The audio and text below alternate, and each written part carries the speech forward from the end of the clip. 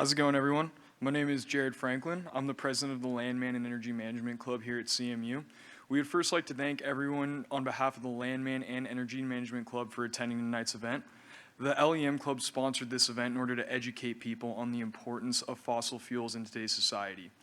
Our club is intended for those who want to become professionals in the energy industry. We attend energy industry events, perform community service, and sponsor events like this to promote energy education. For those interested in joining the club, there's a sign-up sheet near the back of the ballroom. Please leave your name and email address so that you can be involved in our next club meeting. This event has been made possible through a generous donation from the American Association of Professional Landmen, as well as our partnership with the Western Slope Colorado Oil and Gas Association. Thank you guys very much.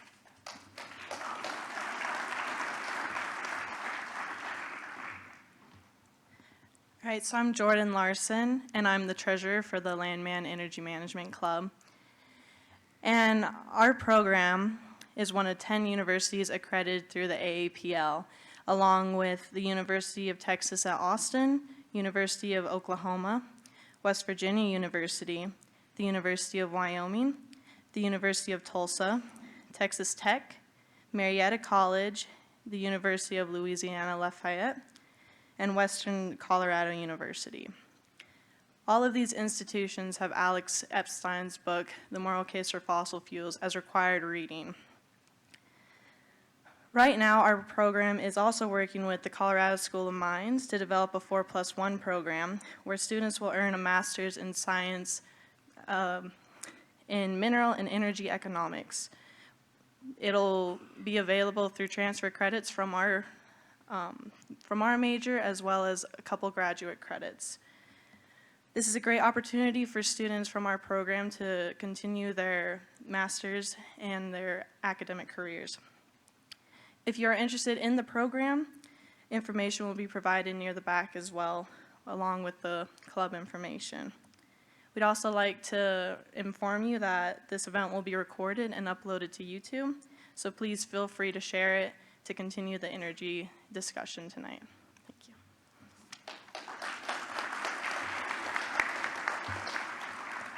Thank you, Jordan. My name is Thomas Carey, and I'm the Vice President of the Landman Energy Management Club. According to the Energy Information Administration, fossil fuels have met 80% of the energy demand 50 years ago. Today, 81% of our energy demand is met through fossil fuels. 30 years from now, it is expected that 80% of worldwide energy demand will be met through fossil fuels. In Colorado, fossil fuels provide 70% of our electricity production. This keeps our electricity bills low and food on the table for over 100,000 Coloradans who work with or are affiliated to fossil fuel resources. Finally, most everything is derived from fossil fuels, such as plastics, detergents, synthetic materials, medications, and over 6,000 products that we use every single day. Even wind turbines and solar panels are derived from fossil fuels. We would like to take a moment to thank fossil fuels for getting everybody here today safely, comfortably, and affordably. To give up fossil fuels would be a sacrifice beyond our American imagination. We are beyond blessed to be able to live in a country where most citizens don't have to think about turning the lights on, plugging in their phones, having clean water to drink, or a warm home to sleep in during these winter months.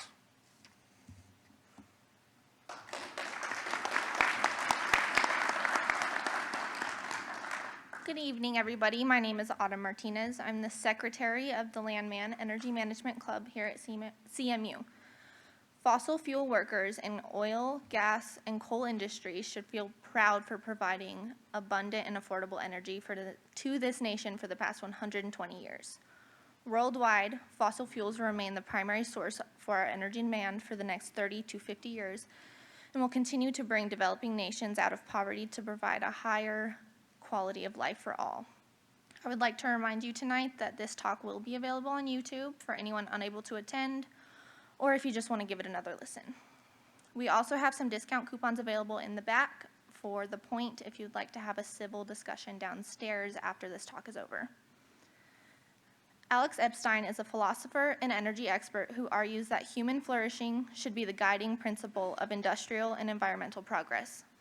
He is the author of the New York Times bestseller, The Moral Case for Fossil Fuels. Alex has made his moral case for fossil fuels at dozens of campuses, including Harvard, Yale, Stanford, and Duke, his alma mater. He has also spoken to employees and leaders at dozens of Fortune 500 energy companies. Alex, known for his willingness to debate anyone, anytime, and has publicly debated leading environmentalist organizations such as Greenpeace, the Sierra Club, and 350.org over the morality of fossil fuel use. Let's give a warm Colorado Mesa University welcome to Mr. Alex Epstein.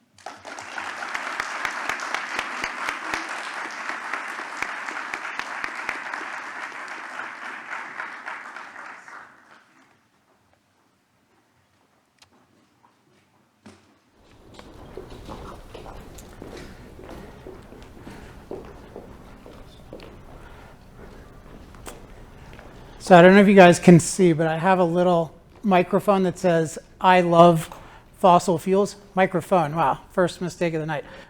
Little lapel pin, I should say. The reason I got confused is this has very specific instructions. Please speak directly into the microphone. So it made me self-conscious about that. So it's this lapel pin that says, "I love fossil fuels." And by the end of tonight, I hope maybe you won't love fossil fuels yet, but at least you'll think there's a chance I might love fossil fuels someday. Because what I'm going to tell you today is not just that fossil fuels are okay and that fossil fuels are necessary for a little while longer. I believe that the world should be using more fossil fuels, not less, going forward. And this is something that's shocking to most people when they hear it. And it would have been shocking to me 20 years ago to know that I would ever be talking about this. It's the last thing I ever expected to be talking about. But I think it's really true, and I'm really glad to have the opportunity to talk to all of you in one of the most important states for the future of energy, because this is a state where the debate over energy is taking place, and unfortunately there's not even that much of a debate. Most people are saying we need to rapidly eliminate fossil fuel use, and that will make a better life and a better planet for billions of people. And today I'm going to explain why I believe the exact opposite, why I believe that using more fossil fuels, not less, will make a better life and a better planet for billions of people. And at the end, I'm going to encourage you to get involved. This is an election year. There's a lot at stake. I think it's possible to have a lot of influence, and it can be hard to get involved, certainly if you have a controversial position like this, but I really believe that it's worth it. And just so that I can show you that I practice what I preach, I thought I'd show you my own way of getting involved, which is, it's one thing to wear an I Love Fossil Fuels pin in Western Colorado, probably mostly friendly audience, although if you don't expect to be friendly, that's even better. Make sure to ask some good questions. We'll have plenty of time. But I actually like to wear the I Love Fossil Fuels logo at anti-fossil fuel protests. So I thought I would just show you a little clip. So this is the largest anti-fossil fuel protest in history. It was called the People's Climate March, and there were 100,000 people marching in New York City for the rapid elimination of fossil fuels. And I flew over, I live in California, because I had a very different idea. So can you play the clip?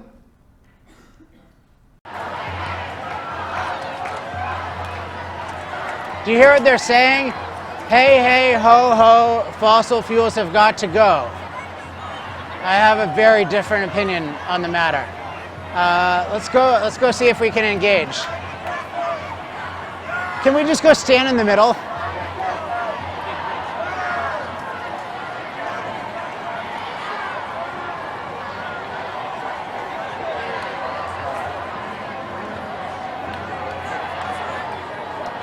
It gives you like a good background.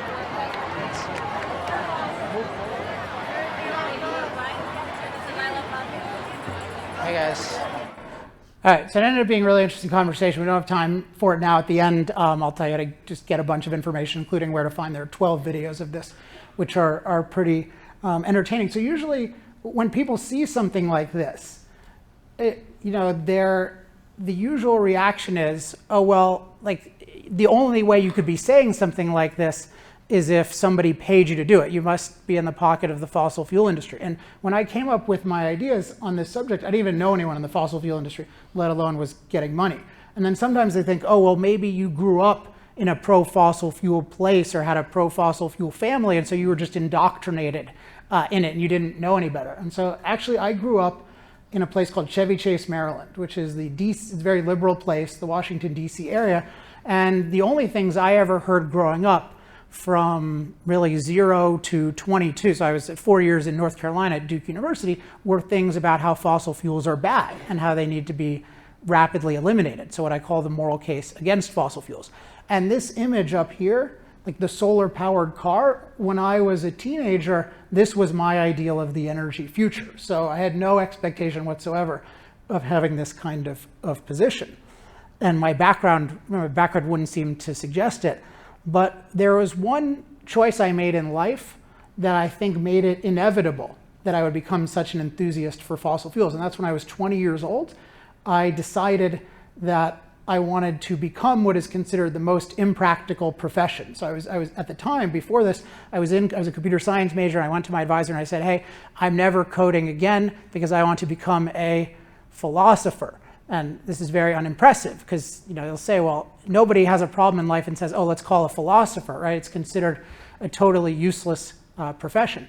But I actually like philosophy because I think it's the most practical profession, because what philosophy deals with is your thinking methods. It tells us how to think very logically and precisely about important issues in life.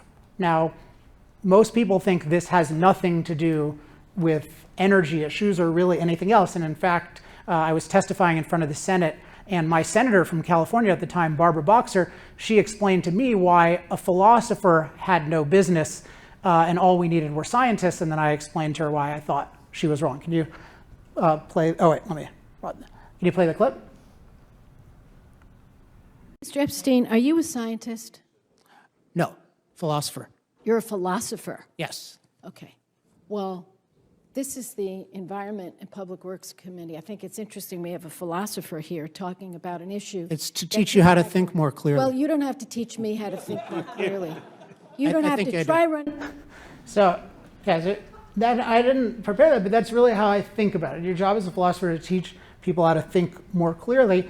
And I became interested in energy issues about 13 years ago now, because I noticed that people were thinking about it in a way that didn't make a lot of sense to me. And one issue in particular, which is a belief I have, and I think this is a pretty common belief, that when we're considering different options in life, we should always look at the full impact of every option. So for example, there's a picture of antibiotics up here. And so if I'm thinking about taking an antibiotic, I think of the benefits and the side effects, and I weigh them, and then I compare them to the alternatives. That's the common sense way of doing it. If you only looked at the benefits and not the side effects, you could make a bad decision. If you only looked at the side effects but not the benefits, you could make a bad decision. Or if you were sloppy about either one, if you exaggerated the benefits or exaggerated the side effects or understated the benefits or understated the side effects, then you could make a very bad decision. And what I started noticing when I started looking into energy was that when people were talking about fossil fuels and nuclear, all I ever heard about were side effects or downsides. And when people were talking about solar and wind, all I heard about were benefits. And so this made me suspicious. And then I started looking into the issues and I saw, no, there's really a kind of bias here. And so, for example, here's an example that is particularly relevant to Colorado, with what is called fracking or shale energy technology. I noticed that when people were talking about fracking, they said, well, I'm super concerned with groundwater contamination. And it makes it seem like, oh, the only way we could ever contaminate groundwater is through fracking. But then I looked at the data. It turns out it's actually much more dangerous for groundwater to mine for the materials in solar panels and wind turbines and batteries. And yet nobody talks about the threat of that to groundwater around the world. So this doesn't mean that fracking or that oil is better than solar. You need to look at all the benefits and all the side effects. But what it shows is there's a bias in the way that we're taught to think about it. And as long as there's a bias in the way we're being presented the information, we can't know what's true. We can't know the balance of benefits and side effects. So one thing is just ignoring the side effects of certain things and only paying attention to the benefits of others. Another thing I noticed, though, I mentioned that with the antibiotics example, you can ignore the benefits or the side effects, that's one thing, but often what happens is that they get exaggerated or understated. And I noticed that happen a lot, and this is what I call sloppiness. So people are often sloppy. They have a tendency to either exaggerate or underestimate things. And so one example of this that I noticed is the very popular expression, climate change is real. And when I was studying fossil fuels, I really wanted to get a handle on this issue of what people call climate change. I think it's a better thing to call climate impact. So we want to know, what's the impact of fossil fuel use on the global climate system, and how does that impact human life? And I'm going to talk a bunch about that, and I definitely believe it does have an impact, but what I wanted to know is, how significant is the impact? How big is it? And to what extent is it positive or negative? So it's just like if I'm considering taking an antibiotic and I hear there's a side effect, okay, well, I don't need to just know there is a side effect, I need to know how significant is it. And yet people would only say, they would say vague things like, oh, climate change is real, therefore fossil fuels are bad. But what if our climate impact was real, but it was a lot less significant than the benefit? And when I started asking questions like that, they say, oh, what are you, a climate change denier? And that's like saying, if I ask the doctor, hey, what about the benefits of the antibiotic? Am I an antibiotic side effect denier? No, I look at the benefits and the side effects with precision. And I found that there's a tendency to be very sloppy about it. For example, with sea level rise, you'll often hear, oh, the sea levels are going to rise. And so my question is, well, how much? And some, Al Gore would say, well, we can expect them to rise 20 feet really soon in his movie. And like, okay, that would be incredibly disruptive to our lives. But then I look at what the more official estimates say, and they say things like the most likely case is 2 feet in 100 years. Well, that's a lot slower than has existed throughout much of human history. So we need to be precise about the benefits and the side effects, and we need to be fair. We need to be even-handed. So we need to look at both benefits and side effects, and we need to do it with precision. So overall, I call this looking at the full impact. And what I was noticing is that the conventional, most of our trusted knowledge sources are not really looking at the full impact. They're just looking for the positive impact of solar and wind and the negative impact of fossil fuels and nuclear. And they might be right. It doesn't mean that they're wrong that solar and wind are better, but I can't know if those kinds of biases exist. So this got me really interested in, okay, what is the truth? And when I started studying it, there are two things that I realized that really made an enduring impression on me. And these were things that I had really completely lacked from my education. I supposedly went to very good college and very good high school, but there are these two things that I think are crucial for everyone to understand about energy that I never understood. So I'm going to spend a lot of time talking about these because these have to do with the question of the benefits of fossil fuels. And you might say, well, are there really any benefits to fossil fuels? Maybe we're not talking about the benefits because there are none. Because maybe everything that fossil fuels do can be done by something else. And that's what I believed for a long time. But then I started researching, and there were these two things that I realized. So, and I'm going to go into them. But one is that low-cost, reliable energy is far more important to our amazing quality of life than I thought. So that's one. And then two is low-cost, reliable energy is far more difficult to produce than I thought.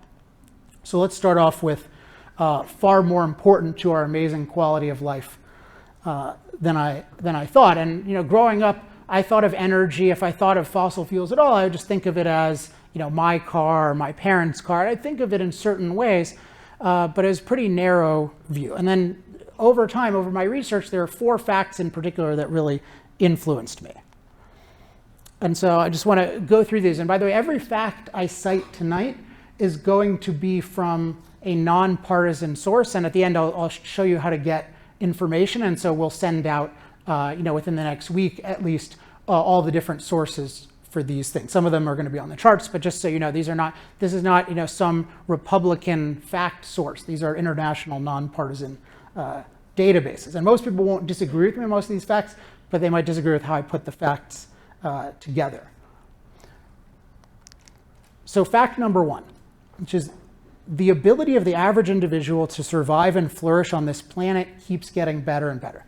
The ability of the average individual to survive and flourish on this planet keeps getting better and better. Another way to put it is life today is amazing and it keeps getting more amazing. So just here are some points underneath this.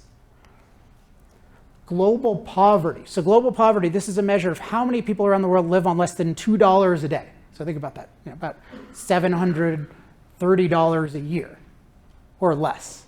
And there's, in 1990, that was 36, so most of you are probably born in late 90s, I guess, early 2000s. In 1990, and I happened to be 10 at the time, 36, so more than 1 out of 3 people lived on less than $2 a day. And today it's less than 1 out of 10. Like that's billions of people's lives who have been that have been changed dramatically. Life expectancy, this is how long the average person can expect to live, has gone from 46 years to 71 years between 1950 and 2015. So that's just, astonishing, like 50% increase in life expectancy. Average incomes have risen by 372%.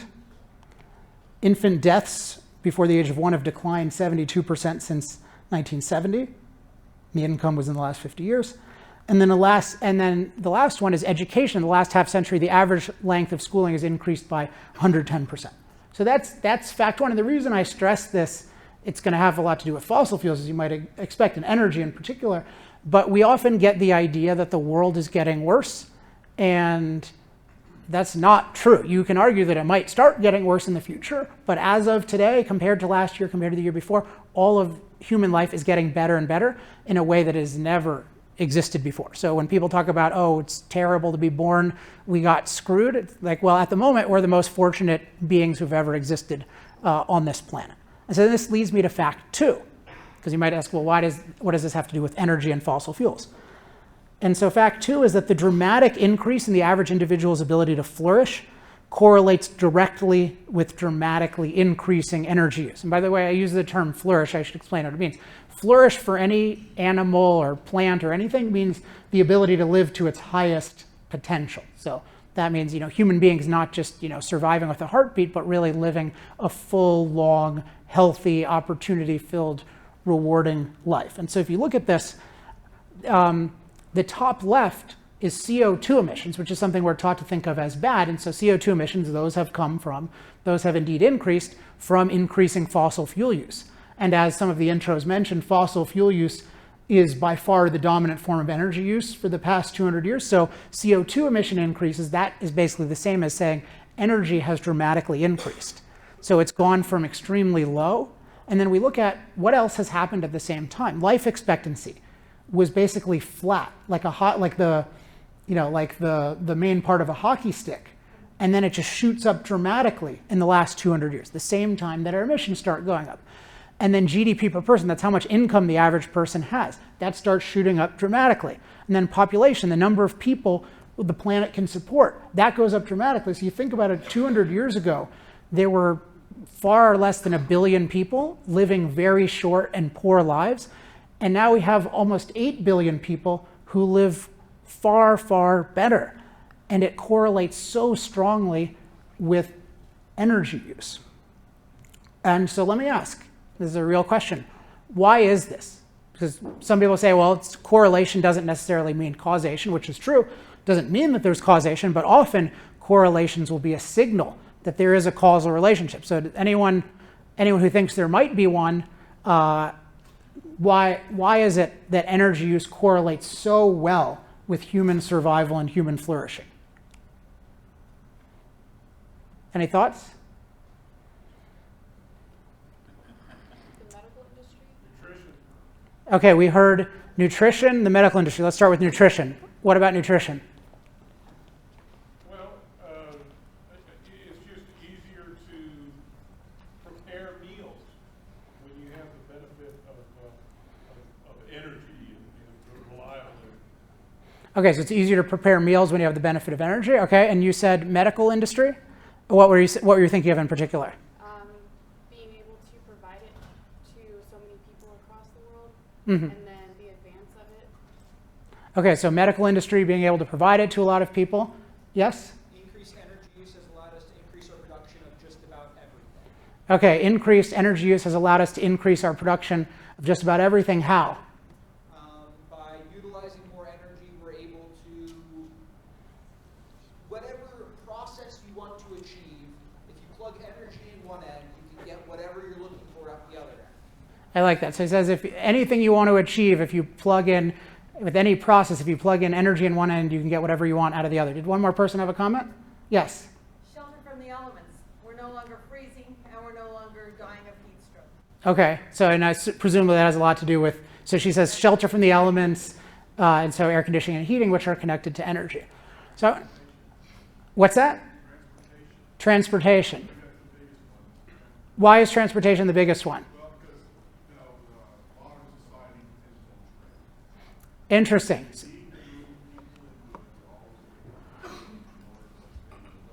So I don't think that got picked up by everyone, but he says and I think this is a really sophisticated point, but a crucial economic point. He says transportation, modern society depends on trade. We need to be able to move people and goods. And indeed, one thing transportation allows us to do is it allows people in a given area to specialize in what they do best and then trade with other people who specialize in what they do best. So these are all really good points. I want to try to give a simple but very explanatory perspective on energy that really helped me think about it and made me realize that this is no coincidence at all. There's a very strong causal relationship.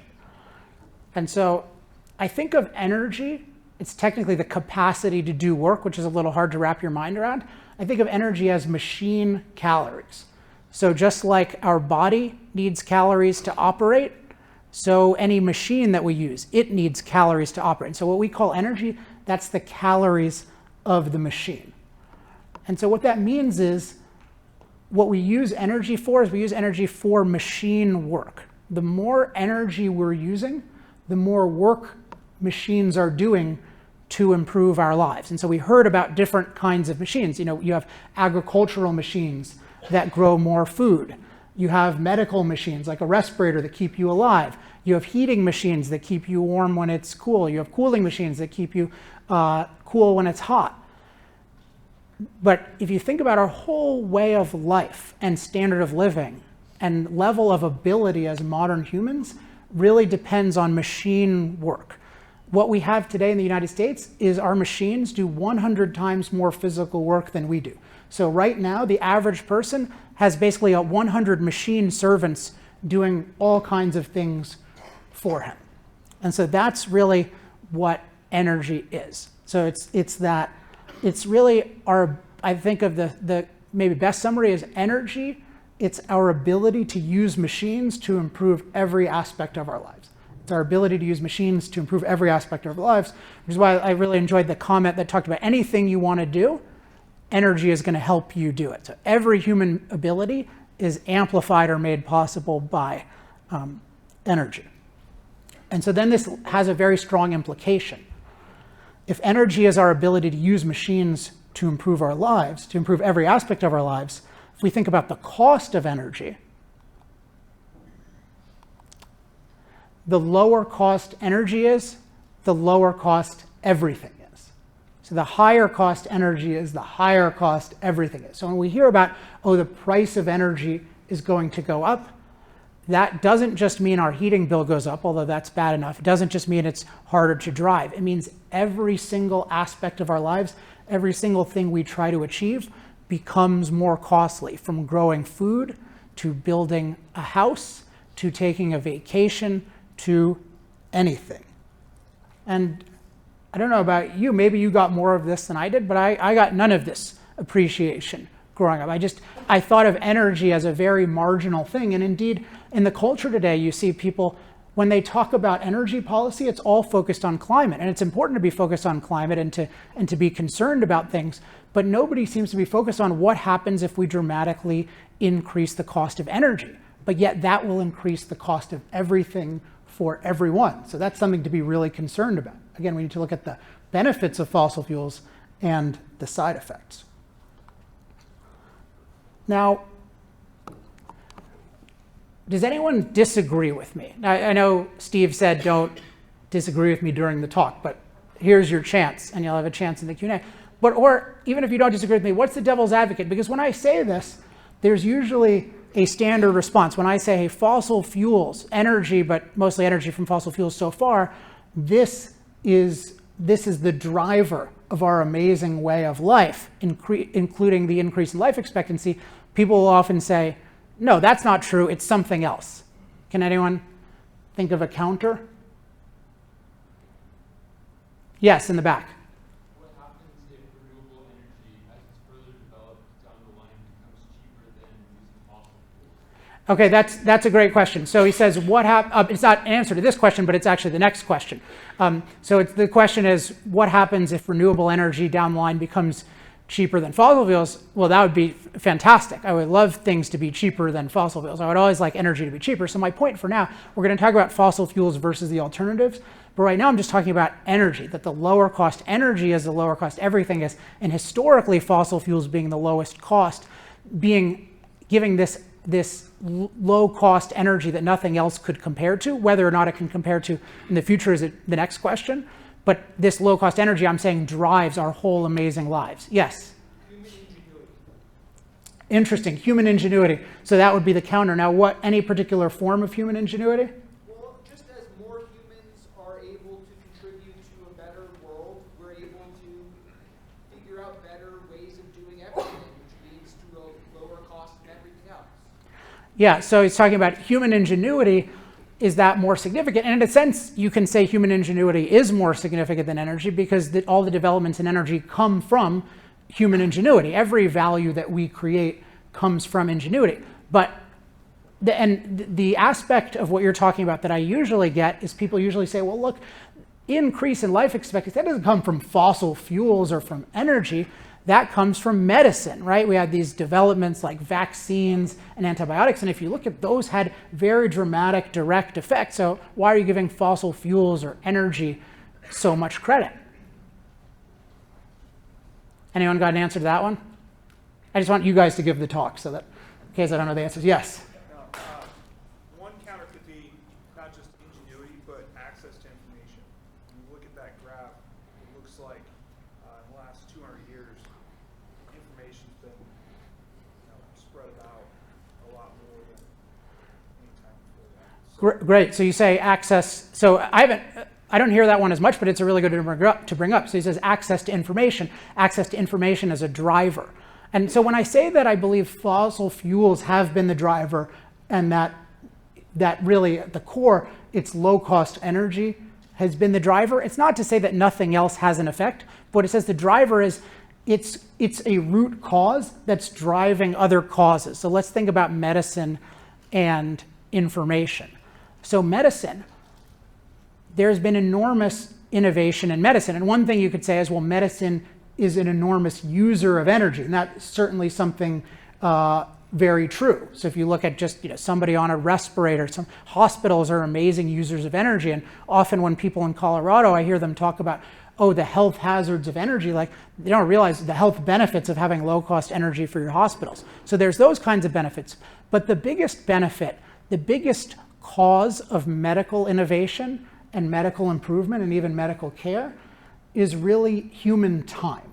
It's really mental labor. What enables us to do medicine and to innovate in medicine is a lot of time freed up for mental labor. Now, why weren't people doing that hundreds of years ago? Why weren't they spending a lot of time on mental labor? Why were there so few people spending time on mental labor? What were they spending their time on? Food.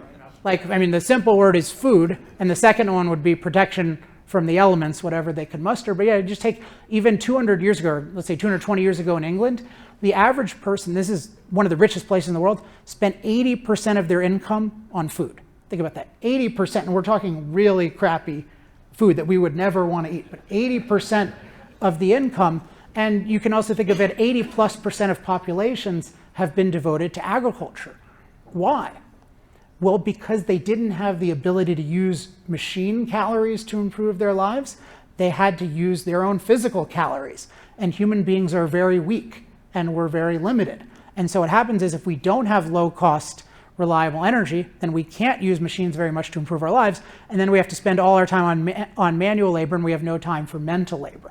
So what low-cost, reliable energy has done is it's freed up massive amounts of time for mental labor that would otherwise be squandered or at least used on manual labor. And it's very related to the issue of information. So we talk about information being distributed. Well, there are two components to that. One is we have much more information created in the first place, and that's because we have much more time for mental labor. And then, of course, we have all of the different networks to transport information, and those relate to the kinds of physical transportation the gentleman in the back mentioned, but also the very high-powered digital, which are very electricity-based networks that we have for information now. So what I'm getting at is, so this particular point is that the lower cost, the lower cost energy is the more time we have to think and innovate. So again, you can think of energy as it's the ability to use machines to improve every aspect of our lives. Now, fact 3 is that dramatically increasing energy use correlates directly with dramatic improvements in the health and safety of our environment. And this one really made an impression on me because we often tend to think of energy and environment. We think of energy as it's dirty or it's clean, but we think of it as, well, we think of energy and environment as either energy ruins our environment a little bit or it ruins it a lot. And yet what we see in the data is that the more energy we use, the better our environment tends to be. So for example, improved access to clean water correlates with energy use, including fossil fuel use. And at first, this surprised me, but then I thought about it and I thought, oh, of course. It makes total sense because clean water, like basically every other value we have, it has to be produced. Nature doesn't just give us abundant Evian and Perrier next door and then we just drink it, right? Water is naturally often dirty and it's naturally often distant. So we need to be able to purify it and we need to be able to pump it, and that takes a lot of energy. So the more energy people have, the more they can produce clean water. Now, a statistic that surprised me even more, and I'll talk about it in more depth later, but I want to talk about it now, just to introduce it, is about climate. Because with climate, what we hear all the time is that climate has never been more dangerous. You hear about unprecedented heat wave, unprecedented drought, unprecedented death, unprecedented destruction. It's just we hear about it now, like climate is getting worse and worse. And I've been hearing this for many years and it's still said now.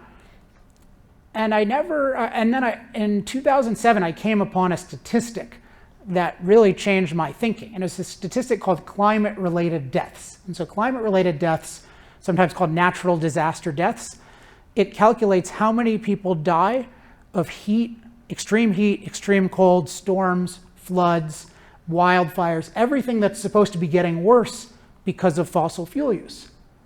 And I thought, I was starting to learn about some of the benefits of fossil fuels at the time, so I thought, well, yeah, of course this has gotten worse, but probably it's being exaggerated. So climate-related deaths have gotten worse, of course, because I'm hearing about it all the time, but probably it's exaggerated, just like some of these other things.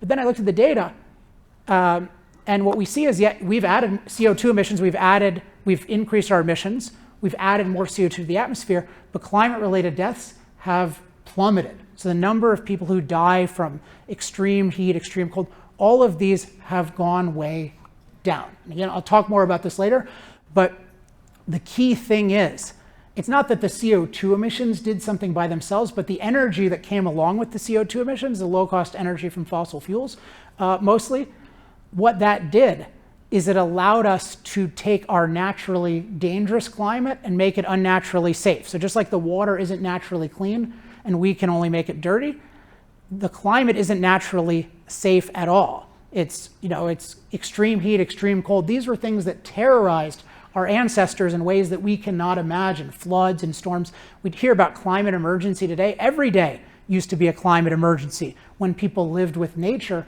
without low-cost energy. But low-cost energy has enabled us to build sturdy buildings and generate heat on demand, cold on demand, alleviate drought.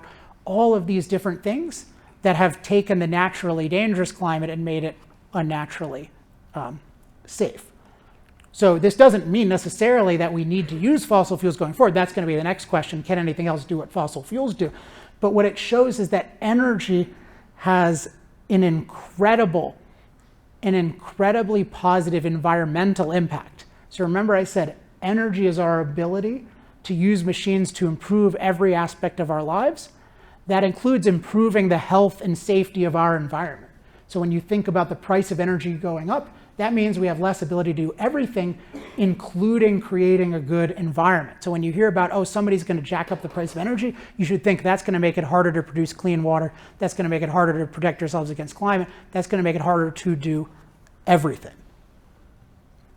So then the fourth fact, so I've talked about energy is our ability to use machines to improve every aspect of our lives, including the health and safety of our environment. And then fact 4, and this one really made an impression on me, and I hope it makes an impression on you. 3 billion people today lack low-cost, reliable energy. They basically use very little energy. So this number has been going down, fortunately, and it's mostly, as I'll show, due to fossil fuels. But there's still 835 million people in the world who have no electricity.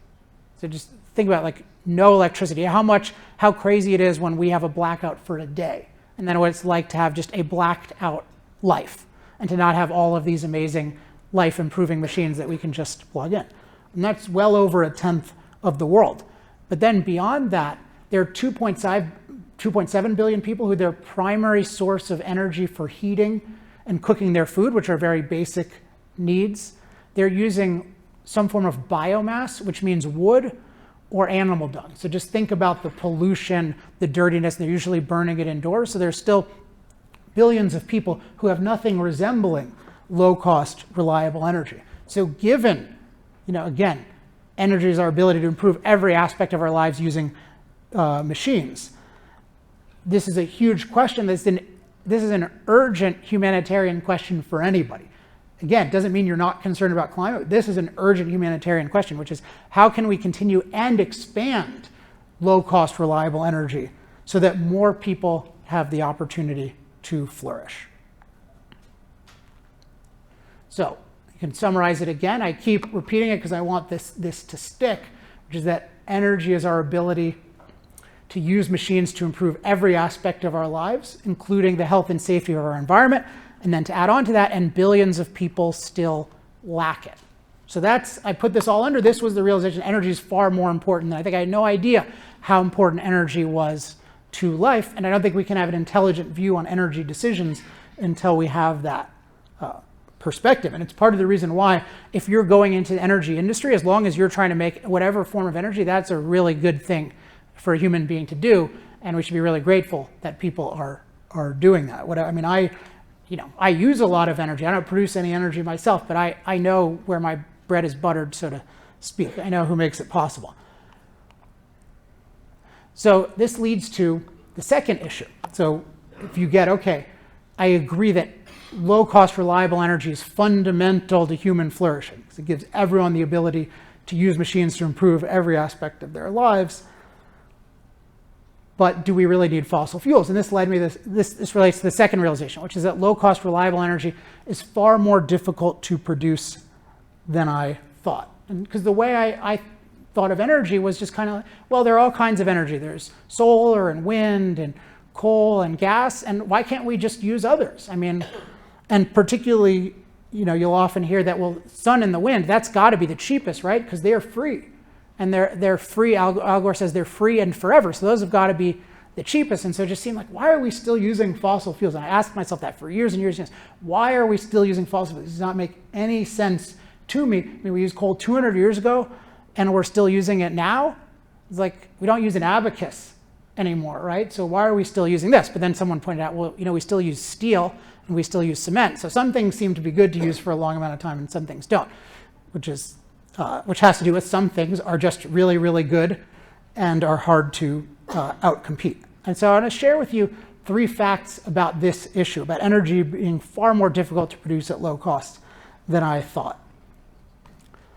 So fact 1, is that over the last 100 years, 100 plus years, entrepreneurs have tried to produce low-cost, reliable energy using many different fuels. So sun, wind, water, waves, tides, geothermal heat, wood, crops, radioactive materials such as uranium and thorium, and of course oil, coal, and gas.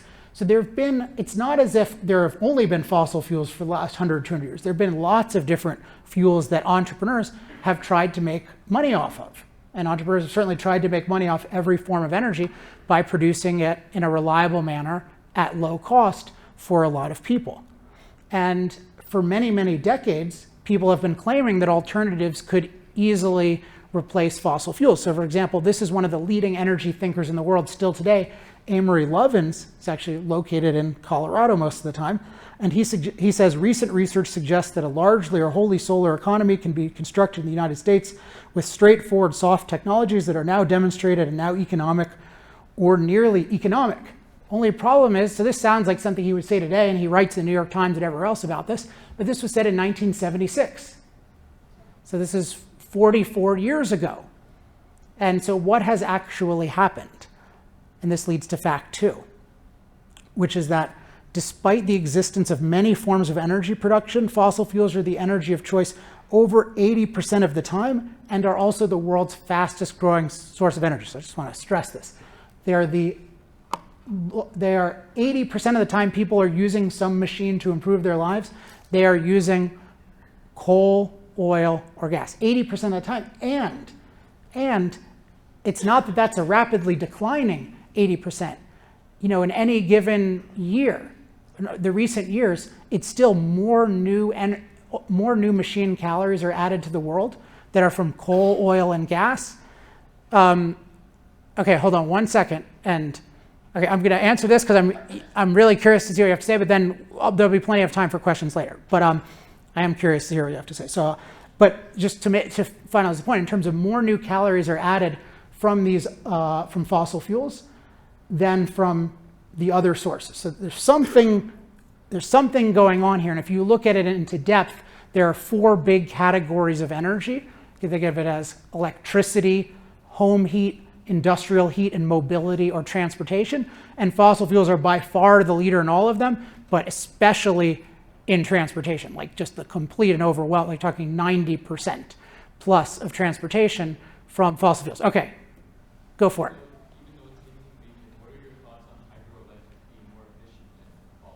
Oh, okay, good. That's actually going to be answered. So I'll just table that for a few minutes, but it's a really good question. What are your thoughts on hydroelectric being more efficient on fossil fuel than fossil fuels? But I'll give you the quick answer, which is that in certain places, it is more efficient and it's used. And in fact, the biggest barrier, its ability to scale is limited because you can only use it in certain places. But the biggest barrier to it scaling as much as it can is the modern environmental movement, the green movement. And interestingly, most opponents of fossil fuels are also the biggest opponents of hydroelectric energy and nuclear energy. Whereas I think most people support fossil fuels, and certainly me, or I am a huge enthusiast of nuclear energy. And in fact, have an I love nuclear pin too, as well as hydroelectric energy. So let's jump in though. So why is this? So why are fossil fuels so dominant? Like for so long, despite there's so many alternatives, it doesn't make sense to say, oh, it's a conspiracy or something like that. It's being used everywhere for every type of energy. It's dominant, and there's so much hatred of it, and still it's dominant. And why? What's going on? And particularly this might seem puzzling because you think, well, isn't renewable, particularly solar and wind, isn't that inevitably going to be cheaper? Because it's free and it's forever. So what's wrong with that thought process? And actually, I'm not going to ask you because I have a better answer from a guy who might surprise you, which is Jimmy Fallon. Now, let me introduce this first, because Jimmy Fallon didn't know what he was doing. I believe he's still a member of Artists Against Fracking, but he had this great segment on Saturday Night Live where he was commenting on another form of renewable energy and explaining why it was so expensive. So he wasn't talking about solar energy or wind energy, but he was talking about another form of renewable energy that does have to do with the sun, and it was hazelnut energy. So we'll play the clip and then talk about why this is such a good explanation. New Scientist magazine reported on Wednesday that in the future, cars could be powered by hazelnuts. That's encouraging, considering an 8-ounce jar of hazelnuts costs about $9. Yeah, I got an idea for a car that runs on bald eagle heads and Fabergé eggs. Okay, so interestingly, you might think, oh, that's, yeah, hazelnut energy, it doesn't make any sense. But think about it. Hazelnut energy is renewable energy. Just like you hear about ethanol is renewable energy, that's often from corn or from sugarcane. It's dealing with what they call renewable forces, like from the sun. In this case, it's primarily from the sun. So why is renewable hazelnut energy so expensive? Why is it not free and forever? And with hazelnut energy, it's a more obvious example of a point that applies to every form of energy, which is that the cost of energy is not determined by the cost of just the raw energy or one input. It's determined by the cost of the total process. So energy is always a process. There's no form of energy that just automatically, like the sun doesn't just shine and then it automatically makes that camera in the back work. There needs to be a process of transforming the raw energy into useful machine work. And the cost of the energy is determined by the cost of that process. So when you're thinking about how much does the energy cost, you can't just say, oh, the sun is free, so solar must be free. No, you have to look at what is the cost of the whole process from transforming sunlight into usable energy. The same thing is true for nuclear, for hydro, and for all the different fossil fuels. And so all of the energy processes involve things like mining, processing raw materials, manufacturing, transportation, operation, maintenance, disposal. So we have to be aware that energy is a process. And when we hear that one form of energy costs more than another, it's almost always because the process of producing it is more costly. And so then this connects to an interesting fact, which is the actual cost of solar and wind. So this is fact 3. So fact 1 was there have been all these competitors. Fact 2 is that fossil fuels are the leading and the fastest growing. And then fact 3 is that solar and wind, they depend on backup from reliable fuels. And this is really the key. This is the key fact I want to show now. The more they are used, the more expensive energy is, in particular electricity, because they're almost exclusively used for electricity. So this is an interesting chart, which shows the more solar and wind that is on a given area of the grid, the higher the cost of electricity for people. Now, how is this possible? Because you often hear, sometimes you'll hear they're free and forever, but often you'll hear that, oh, well, the cost of solar panels has never been lower. You read all kinds of stories. People say the cost of solar panels has never been lower. Solar has now achieved what they call grid parity. It's cheaper than coal, it's cheaper than gas. You hear all of these things, and yet when we look at the actual data in terms of what energy costs, what electricity costs to the consumer, we see that the more solar and wind that are used, the more expensive it is. And so what is going on here? And the key is to think of energy as a process. What is it about the process of producing let's just say solar, to just focus on that makes solar add cost to every grid that it touches, even though it's very true the cost of solar panels have gone down, in large part because they're all produced using fossil fuels. Nobody's producing a solar panel with a solar panel, which is a whole thing in and of itself. But solar panel costs have gone down, yet solar still adds cost. Why? Because of the entire process. And one example that drove this home to me was studying the electric grid of Germany. I got some very in-depth data about how the German grid works, and Germany is considered the model of solar and wind. You hear about, Germany is using a huge percentage of solar and wind, and it's been great, and we should follow their example. So I looked into the data. And so this requires a little explanation. At the bottom is solar energy, and at the top is wind energy on top of it. And so you see the combined total, the height of the spikes or the troughs, that's the combined total of solar and wind. Now, one thing you'll notice, and then at the top, this is kind of in general, what their electricity is at a given time. So what you can see is that sometimes a decent percentage of the electricity, though by no means all of it, comes from solar and wind combined. But then you see that at other times, almost 0% of it comes. Now, why is this? Well, it's the kind of obvious fact that we don't talk about nearly enough, which is that the sun doesn't always shine, and always, it often doesn't shine very reliably, it doesn't shine, but it doesn't reliably shine, and there's clouds all the time, and the wind does not always blow. And what that means is that at any given time, when you're using solar and wind, even if you build a lot of solar panels and wind turbines, you can get almost zero energy from them in a given area. Well, if your electricity can go down to zero at any time, what percentage backup do you need? 100%. So think about it. So with solar and wind, you have to pay for both the unreliable energy system, because it's not delivering reliable energy. You have to pay the cost of the unreliable energy system, and you have to pay the cost of the reliable energy system. So what's going to be more expensive? A reliable energy system plus an unreliable energy system, or just having the reliable energy system? The reliable energy system, the reliable electricity system is going to be more cheap. It's going to be far more cheap. And the only thing that could make it cheaper to go the other way is you could say, well, if we add the unreliable energy system, we'll save on fuel costs because we don't have to pay for the sun and the wind. So when this is happening, then we'll save some on fuel. And that's true. But it turns out there are two problems. One is it doesn't nearly offset the enormous infrastructure cost, which is way beyond this. And the other thing is that when your use of the solar and wind is so unreliable, it goes up and down all the time, what that does is that means that the fossil fuel use has to go up and down all the time to compensate for it. And so you can think of this most of you probably don't operate like an electrical plant, but you've probably all operated an automobile, right? And what happens when you drive an automobile in stop and go traffic? What happens to efficiency?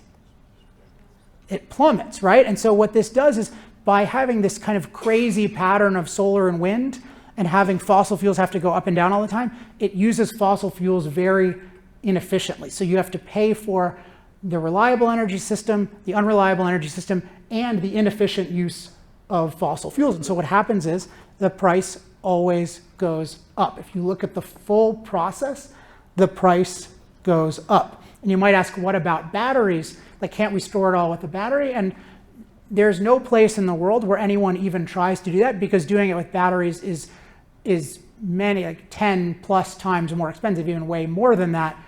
I mean, nobody's even done it, so we don't know, but it's just completely cost prohibitive. When you hear about these giant batteries, you're talking about things that can store a few seconds of energy, not that can back up the grid for a day or 2 days if you have a shortage of sunlight and wind. So in practice, the process of solar and wind for now and the foreseeable future involves complete dependence on reliable forms of energy, which means fossil fuels, namely coal and gas, or to some extent nuclear and hydro. And so let's talk about nuclear and hydro, because these are very, this was, I don't know if I said this, this is Germany's electricity prices. So since they've added solar and wind, a lot of solar and wind, their electricity prices have more than doubled, and they pay 3 to 4 times what we do. And even in the US, our electricity prices have gone up despite our coal costs and our gas costs going down, because what I call the unreliable solar and wind, they've added so much cost that even though our primary forms of energy have gone down in cost, overall energy has gone up because of all the cost of adding this unreliable energy system to the reliable energy system. And again, the core idea here is that energy is a process. So let's think about hydro and nuclear. So these are different than solar and wind, and there are others you can ask about too, that, but they all have the same problem, like biomass and geothermal. The problem is always that the process cannot deliver low-cost energy for the needs of billions of people. That's always the bottom line with the things that can't compete with fossil fuels. They don't have a process that can deliver low-cost energy for billions of people. So with hydro, that's a great process. It's a process that just deals with electricity. So it's not, it doesn't help you that much with most forms of mobility, like airplanes or cargo ships. I don't know how Amazon's talking about going 100% renewable. I mean, you can ask about that. These are all just total lies, because there's no way that they are doing that or know how to do that. But hydro is very good for electricity when you have the right kind of water system, because then you can take advantage of gravity pulling down water and it can turn a turbine. And so often it is a great source of electricity, and it can be very low cost over time. Now nuclear is interesting because it has more potential than hydro, because nuclear is not limited by location. You could potentially build a nuclear power plant anywhere. So in terms of electricity, nuclear could theoretically provide electricity for everybody. Now, the cost issue, it's currently more expensive than fossil fuels, but it's not nearly as expensive as solar and wind, and it's reliable. So if you really had a kind of climate catastrophe you were concerned about, you would be focusing on nuclear. So it's interesting that nobody's focused on nuclear. So what I'm for is, I'm for decriminalizing nuclear, so that I think if we decriminalized it and we didn't demonize it so much, I believe the cost would go down, and ultimately it'd be a great competitor against fossil fuels, and ultimately outcompete fossil fuels. And you can actually, ultimately, like a long time in the future, you can do really cool stuff with transportation. I mean, we have naval ships and submarines powered by nuclear. So there's a lot of potential there, but right now you're talking about 5% of the world's energy, and so it's nowhere near providing all the electricity. It's closest to being able to provide electricity, but in terms of the heat, the home heat, the industrial heat, and particularly the transportation, it's just many, many decades away. But it is the one with the most potential, and it definitely should be encouraged. But what this means is, so what I'm not at all saying we should use fossil fuels forever. I only want to use the lowest cost form of energy. I'm concerned with billions of people having low cost energy. I don't care where it comes from, as long as billions of people can have low cost energy.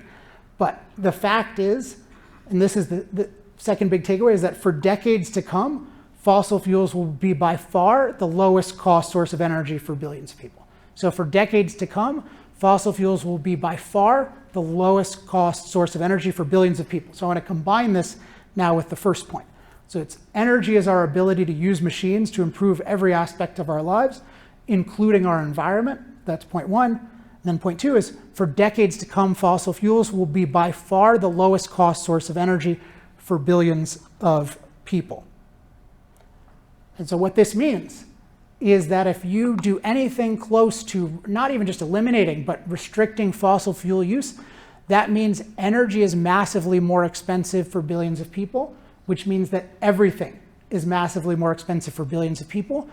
And many bad consequences of that, but one huge one that we should all be concerned about is that means you have a lot less ability to control and enjoy your time, because you're going to be doing a lot more manual labor for a lot less of a result. So now, what I've covered so far is that if we think about energy is so fundamental, and fossil fuels are going to be by far the lowest cost form of it for billions of people, does that itself prove that we should use more fossil fuels, not less? Not necessarily, because it could be that we have a catastrophic side effect, which people are talking about in terms of climate change. It could be that theoretically, I'll talk about it in a minute, it could be climate change is so bad that it's worth restricting fossil fuel use, because climate change would be even worse. You know, people talk about the world is going to end in 12 years. Yeah, if that were true, then we should be willing to harm billions of people. But we have to make no mistake. Rapidly restricting, let alone eliminating fossil fuels, will harm billions of people. It will effectively ruin billions of lives. Like, that is a guarantee based on all the evidence we have. So that doesn't mean that there's no impact on climate. We're going to discuss on that. It doesn't mean there's no negative impact, but it means that in any case, rapidly eliminating fossil fuels or even restricting them would be a tragedy. It's the kind of thing we should think of. That would be terrible. And if we thought there was something bad that necessitated it, then we should be really upset about it. So that's what I think I've established so far. Not that we necessarily should use more fossil fuels, although I do plan to establish that, but that fossil fuels are so vital for the future that if we had to restrict them, it would harm billions of people's lives. So now let's talk about side effects, and because I've talked about the benefits. So the benefits is basically a far better life for billions of people. So it means far more people will have the ability to use machines to improve every aspect of their lives. That's the benefit of fossil fuels. Billions of people have the ability to use machines to improve every aspect of their lives, including their environment. Now let's talk about side effects. And particularly I want to talk about CO2 emissions. There are other, what we could call side effects, things like air pollution. But if we look at the data on those, what we find is that those, we have the technology and often use the technology to bring those way down, even while using more fossil fuels. So these are air emissions in the US since the 70s, and we've used more fossil fuels since the 70s, but we have lower air emissions. And remember, life expectancy, everything is going up, so obviously the air emissions aren't causing such a problem that people are really dying early. They're living a lot longer on balance, so there's no case at all. I mean, you can make a case for in any given region, hey, if there's a lower cost form of energy that has less air emissions, maybe use that. But you can't make any kind of global case for not using fossil fuels because of air emissions. And the same is true for water emissions. All these things are very manageable side effects. But climate is in a different category in terms of what is claimed. Because with climate, the issue with climate is when we burn fossil fuels, we add CO2 to the atmosphere. And we do not have any low-cost way of avoiding adding CO2 to the atmosphere. You can do things like use natural gas instead of coal, and that cuts your emissions about in half. But you're still adding CO2 to the atmosphere, which we hear is really bad. So essentially, there's no low-cost way to prevent CO2 adding to the atmosphere if you're using fossil fuels. And so it's not like the other air emissions where we can just reduce it at low cost. We don't know how to with CO2. So then there's a question, well, is adding more CO2 to the atmosphere, is that going to make things a lot worse? What's that going to do? Is it going to make it a lot worse? And that's a legitimate question to explore.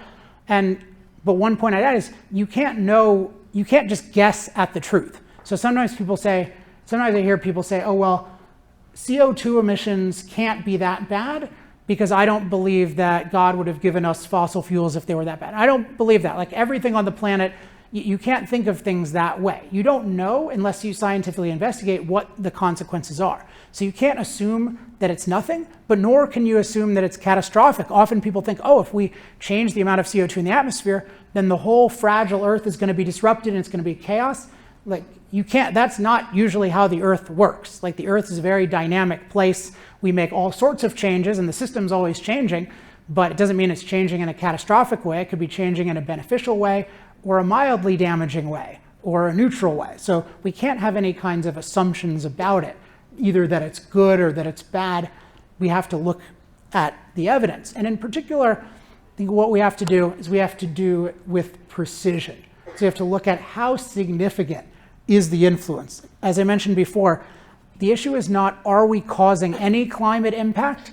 It's how significant is that impact. And I like to make a distinction between climate impact and climate catastrophe. When people talk about climate change, they're not very clear. Does that mean we're impacting the climate or causing a catastrophe? Those are two very different things. So the question is not, does it impact climate? That's one question.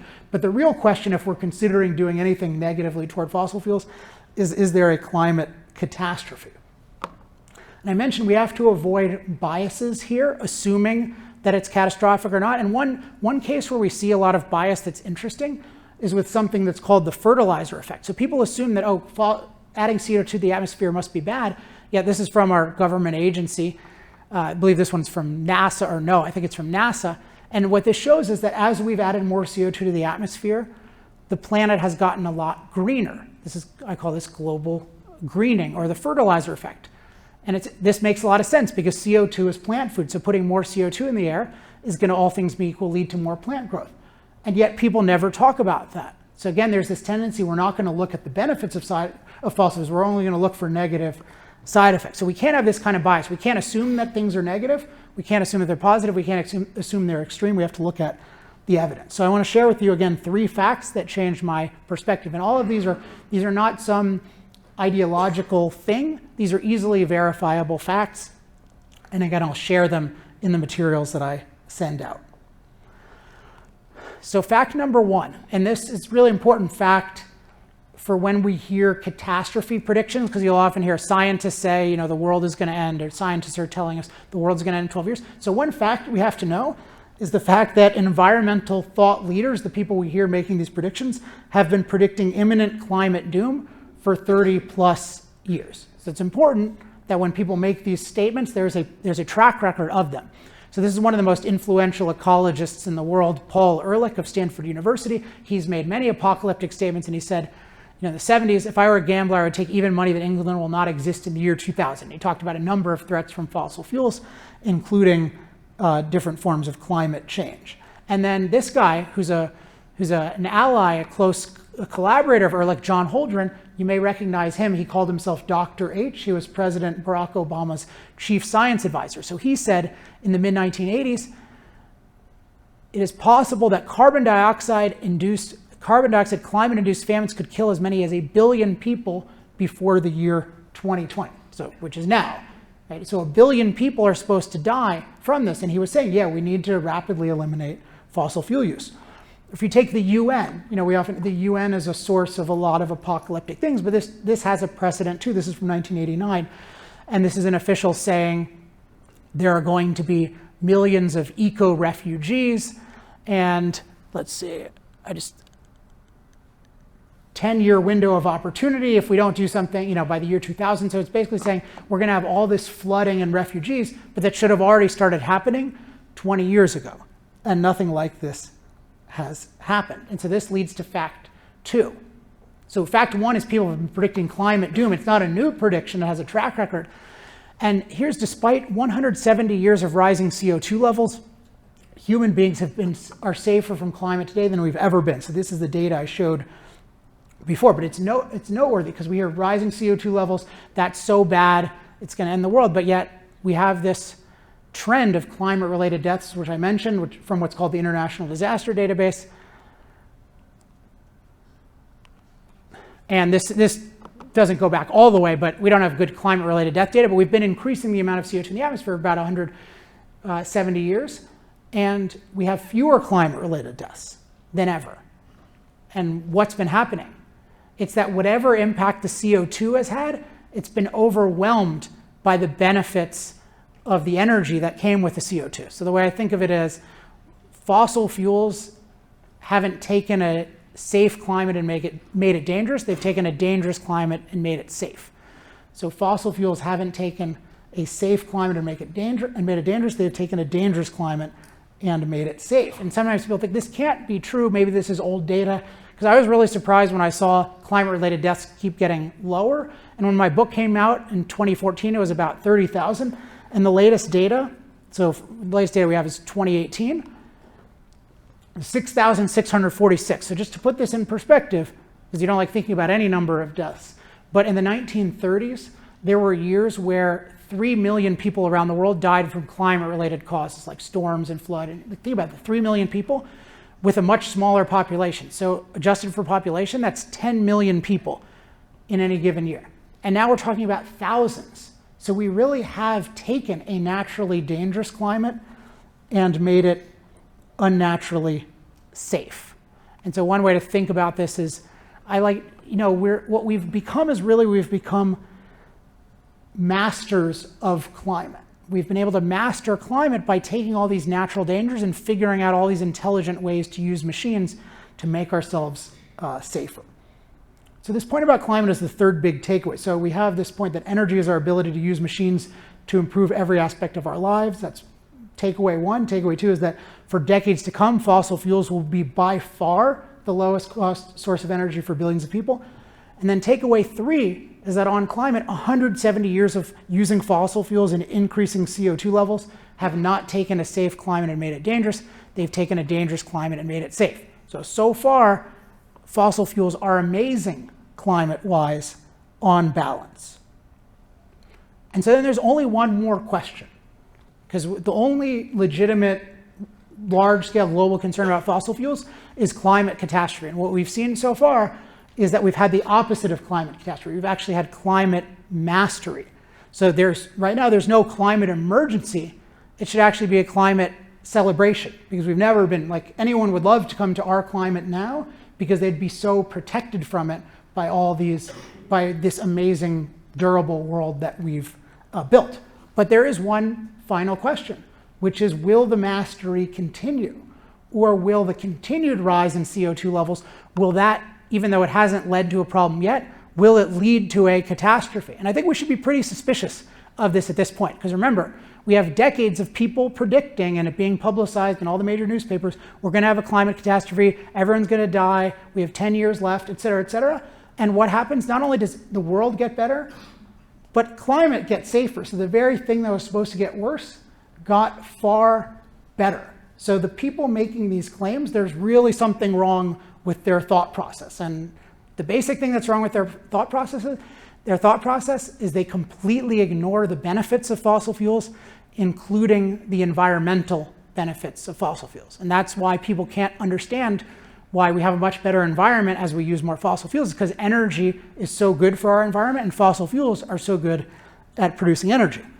But there's still this question of, well, what about the future? And this is where we hear a lot of doom predictions, and it could be even if people were wrong in the past, they might be right about the future, or maybe the CO2 levels so far have been okay, but we're gonna reach some tipping point and it's gonna be catastrophe. So we need to look into that, particularly because lots of smart people, including many scientists, we hear saying this. So it's certainly something I've spent a lot of time investigating. But then this leads to fact 3. It's my final big fact about climate. While certain environmental thought leaders have predicted runaway warming and rapid sea level rises, we have experienced warming of only 2 degrees Fahrenheit in the last 150 years, with sea level rises that are very slow compared to our ancestors. So people making these predictions have been very wrong, not just about the number of deaths, but about the temperature. And so why, well, let's look at the data and then ask, why is this? And is there a reason to think there might be a tipping point, even though people have been wrong in the past? So the actual amount of temperature rise, you'll often see these graphs that you'll see it looks like the temperature's like boom, and you think, oh my gosh, God, it's so hot. So this shows heat on a human scale, average warming, and it's hard to get. I don't trust exactly the data on all this because it's super hard to collect data from around the world, but most people kind of agree, and I don't mind if it's true, there's 1 degree Celsius, 2 degrees Fahrenheit warming over the last 150, 170 years. But the thing on the left is just to show what that feels like to a human being. Like, we experience so much warming and cooling all the time, it's a barely detectable amount to us in terms of temperature, and it's just not that much. And you might think, oh, well, isn't that going to cause all sorts of crazy things like rising sea levels, like even if it rises a little bit? Well, no, actually, if we look at sea level rises, which are supposedly unprecedented, this is the history this is from Wikipedia, which is super biased on this issue. And if you look up my entry, they're super biased against me. But they can't even deny this, which is that sea level rise has been slowing dramatically. Like thousands of years ago, we came out of an ice age, we had dramatic sea level rise, and it didn't destroy the human race. And so what may be true is that sea level rise is slightly less slow than the incredibly slow pace than it's been. So it's like at a turtle's pace, and then maybe the turtle got 2% faster or 5% faster. But we're not experiencing anything resembling, oh, we're drowning. And this is why all these rich people are flying on private jets and buying beachfront property, right? Even though it should be going for cheap, because the sea level rises aren't happening the way that they are supposed to. So what's going on here? Again, this doesn't mean that there's no impact on climate, but it means that our impact or influence on climate is extremely exaggerated. I apologize, could I get some water, please? I forgot to bring up my water. Oh, actually, could you hand that one to me? Oh, look at this guy. What energy this guy has, thank you. I hope I get that much applause.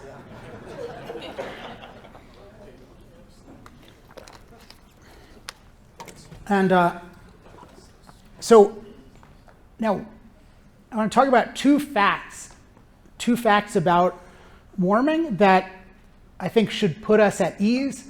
And these are, I've said every fact I'm going to share is not some partisan thing. These are all verifiable. But these are, so you can go ask a climate scientist about these. So I think they will agree with these. I've never heard anyone dispute them, but they're facts that I think give a perspective on why, even though we do influence climate, it's been so mild, but also why we can expect it to be fairly mild in the future. So this is a little technical, but I think it's important to understand. And the basic idea you can think of as what's called the greenhouse effect. So the warming effect of CO2 is what I would call a decelerating effect, technically called a logarithmic effect, but you can think of it as a decelerating effect. So that basically means every time we add a new molecule of CO2 to the atmosphere, it has less warming influence than the last one did. So you get diminishing returns. So each one warms it, but the next one warms it less, and the next one warms it less, and the next one warms it less. So the amount of warming you'd expect over time is it flattens out. Whereas when I heard about this issue, what I thought is the opposite. I thought that each new molecule added more. So I thought it was like, okay, we start off, and then we get to a tipping point, And you hear about tipping points and that you think, oh my gosh, that's crazy. It's going to go out of control. We better stop it now. But it's actually like many things in nature, it decelerates or diminishes over time. And what this means is there's controversy about exactly at what rate it diminishes, but in all the literature they agree that it diminishes. So the question is it going to, if we double the amount of CO2, which we haven't even done once, but if we double the amount of CO2 in the atmosphere, is that going to lead to 1 degree Celsius or 2 degrees or 3 degrees or 4 degrees? And there's some people who say like up to 6 degrees, which is, I think, incredibly implausible, and there's nothing in the history at all to indicate that. But like even that's not, as I'll show in a second, that's not the end of the world. And that's not something, oh, we have 12 years to live. And that even those are incredibly far-fetched. But the point is, whatever it is, it's something that's going to slow down over time. It's not something that's going to go out of control. And the other piece of perspective that supports this is if we look at the history of the planet, CO2 levels today are less than 1/10 of what they've been historically. So they've been as high as 7,000 estimated in the past parts per million. And right now they're 400 parts per million. So you're talking about relatively low amounts of CO2 today. And if you look at temperatures, we hear, oh, the Earth is so hot, it's never been so hot. The Earth has been 25 degrees Fahrenheit warmer than it is today. So one thing history shows is the temperature never went out of control. It's not directly correlated with CO2. That's a whole subject in and of itself. But the point is there's no kind of scenario where the planet is going to overheat and explode like it's what could happen. The only thing that could happen is climate could change faster than we would want. But it's not going to become unlivable because of the CO2 that we emit. The most that could happen is that it would change quite a bit. And I think the evidence is it won't change all that much compared to what people expect. But whatever happens, what we've seen is as long as we have low-cost energy, as long as we have the ability to use machines to master climate, we'll be totally fine. So whatever climate impact happens of rising CO2 levels, whatever thing could actually happen, not these made-up scenarios that are completely inconsistent with physics and completely inconsistent with history, but any range of things even that are plausible, we can totally deal with if we have low-cost, reliable energy. And if we don't have low-cost, reliable energy, we can't deal with any climate scenario, right? Climate was an emergency all the time before low-cost, reliable energy. So this point is that, this takeaway here is that continuing fossil fuel use and CO2 and rising CO2 levels will have a decelerating and therefore extremely manageable warming influence on climate. So I want to recap the 4 big takeaways, which I think add up to the conclusion that we should be using more fossil fuels, not less. So again, energy is our ability to use machines to improve every aspect of our lives, including our environment. That's point 1. Point 2 is that for decades to come, fossil fuels will be by far the lowest cost source of energy for billions of people. Then point 3, addressing the climate issue, is that 170 years of using fossil fuels and increasing CO2 levels have not taken a safe climate and made it dangerous. They've taken a dangerous climate and made it safe. And then point 4 is that continuing fossil fuel use. So going forward, continuing fossil fuel use and rising CO2 levels will have a decelerating and therefore extremely manageable warming influence on climate. So what this means is that if we continue and expand our massive use of fossil fuels, the world will become an even more amazing place to live. And if we do anything close to rapidly eliminating the use of fossil fuels, the world will become a really, really bad place to live. The world was not a good place to live when we lacked low-cost, reliable energy, and there were 500 million of us who knew how to live off the land. Think about what it'll be like with 8 billion people who have no idea how to live off the land without modern machines, without low-cost, reliable energy. That is a terrifying scenario. So my full evaluation is that the benefits of fossil, we should use more or less because the benefits are completely irreplaceable and the side effects are extremely manageable. Now, in terms of what might happen, I don't think there's a real possibility that the whole world is going to rapidly eliminate fossil fuels, namely because not everyone is going to be that stupid. They're just not, and particularly China is building coal plants at record rates, as they mostly should be. Maybe sometimes they should build them more cleanly, but they're building a lot of them, and they should be because it's improving their lives dramatically, and it's still a very poor place, relatively speaking. But there are 2 things that can really happen that I want to draw our attention to because they're both very immoral and both very problematic. So I call these unilateral disempowerment and keeping poor countries poor. So unilateral disempowerment means that there are some regions, cities, states, countries, that will try 100% renewable or something like that, and they will fail, and they will disempower people. It will be a disaster. Germany is already a disaster. You already have these horrifying stories coming out of Europe, which we don't hear enough about, but I was talking about one today to someone earlier about in Portugal, which is not that cold a place. There's a story of a woman my mom's age, and the energy has gotten so expensive that when it comes to food and medicine and energy, she had to cut out energy. And so in the winter, she's just spending all day in bed. Like that's, her twilight years. Life is irreplaceable. You think about somebody is spending their whole life in bed because they cannot afford energy because someone thought it was a good idea to try to eliminate fossil fuels, and they didn't think through the consequences. So this could happen on a major scale, and countries do really dumb things. I mean, you look at Venezuela, it's a related issue of adopting socialism, and you see was a fairly wealthy country, and now you're talking about just a disaster where the average person has lost 25 pounds involuntarily because of chronic food shortages. So it's really possible for people to make a bad decision, and in this election, we in this country are seriously talking about making a terrible decision. So I'm not super into Republican or Democratic politics, but in terms of what people are saying about 100% renewable, I mean, that 100% renewable is 100% unaffordable. Like, that is a horrible idea.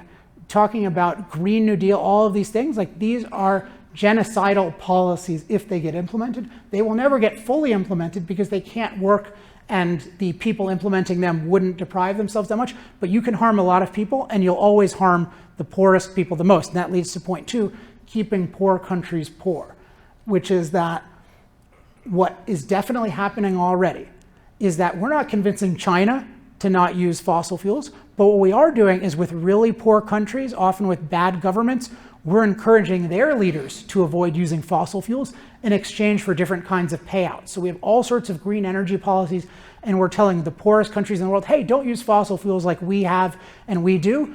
You go use solar wind, you make it work somehow. And they call it leapfrogging, which is just a terrible butchering of the English language because it's just staying in a primitive place. So the more we have this idea that we should eliminate fossil fuel use, the more it's going to put pressure on some of the poorest people in the world, their governments, to prevent them from empowering themselves with fossil fuels. So for these 2 reasons, this is a really, really important year to get involved in this issue.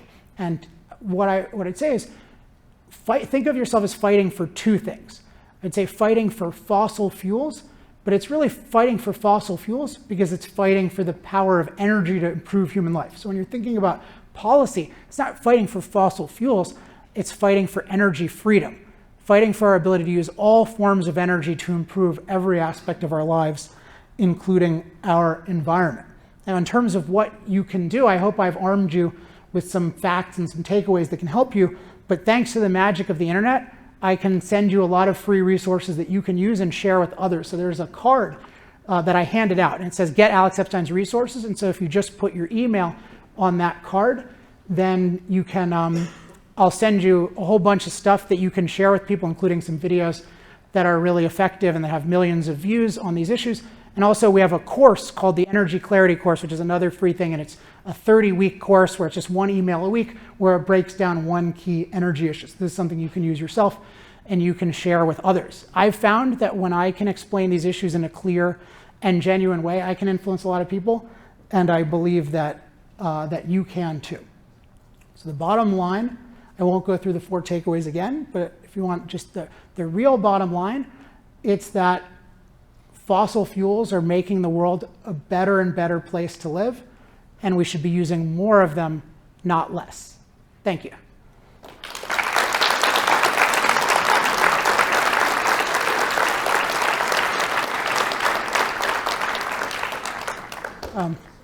So again, if you have questions for Alex, you can line up on each side here. We're going to have a student hold the mic.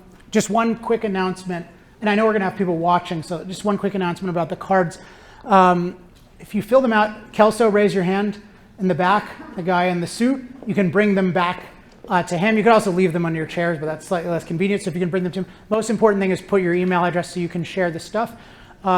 Also at the bottom, if you happen to know of any events that could use a speaker on these issues in the coming year, I work with a lot of different speakers. So if you're interested in a speaker on this topic, you can check the box or write in a suggestion. And if you're watching online and you want these resources, just send me an email that says CMU Resources, and my email is alex@alexepstein.com, EPST, ALXEPSTEIN.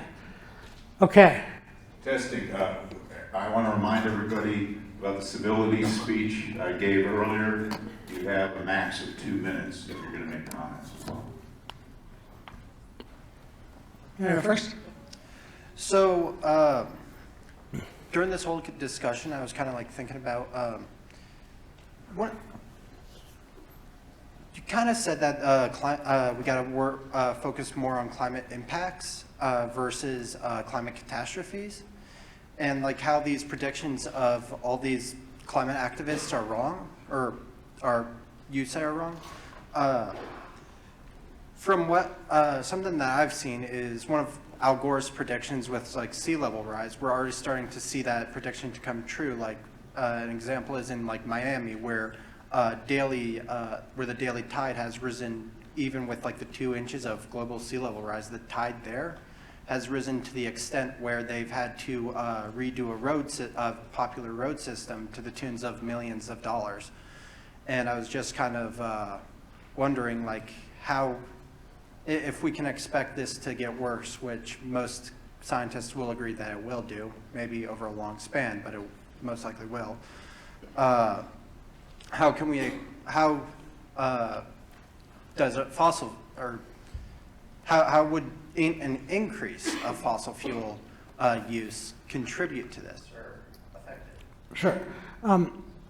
So I want to talk about the specific question of the magnitude of the side effects. I'll talk about that in a second, like what's actually true about Miami in particular.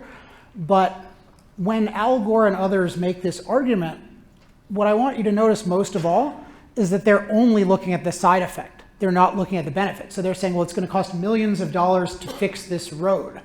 Well, what does it cost to deprive billions of people of energy in the name of stopping sea level rise so that maybe you won't have to fix this road? I mean, that's a shorter and ruined life for billions of people. So I take people much more seriously if they acknowledge that it would be tragic to lose the benefits of fossil fuels.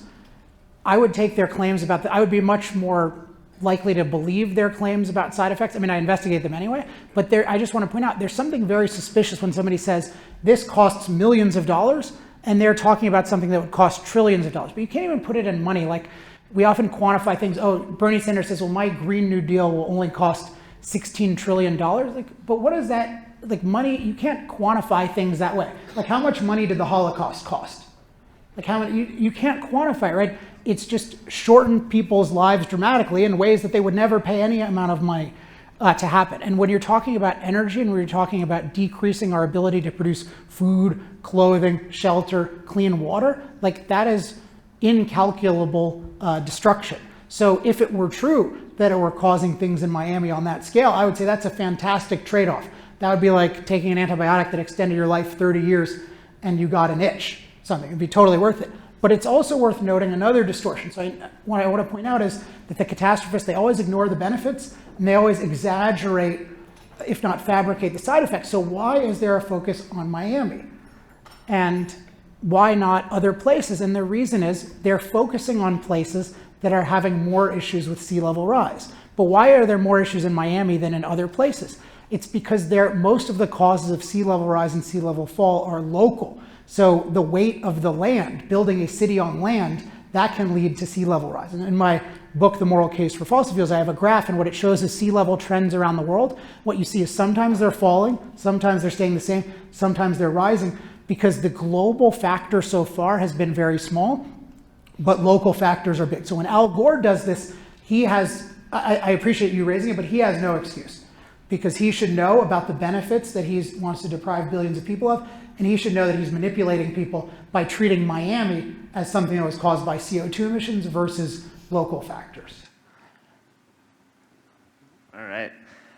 So I definitely agree with your philosophical approach. If you consider the benefits and drawbacks of fossil fuel use, however, I think there is definitely an alternative to continued or increasing fossil fuel use because globally, oil and gas industries receive over $5 trillion in subsidies compared to 88 billion globally for renewable energy.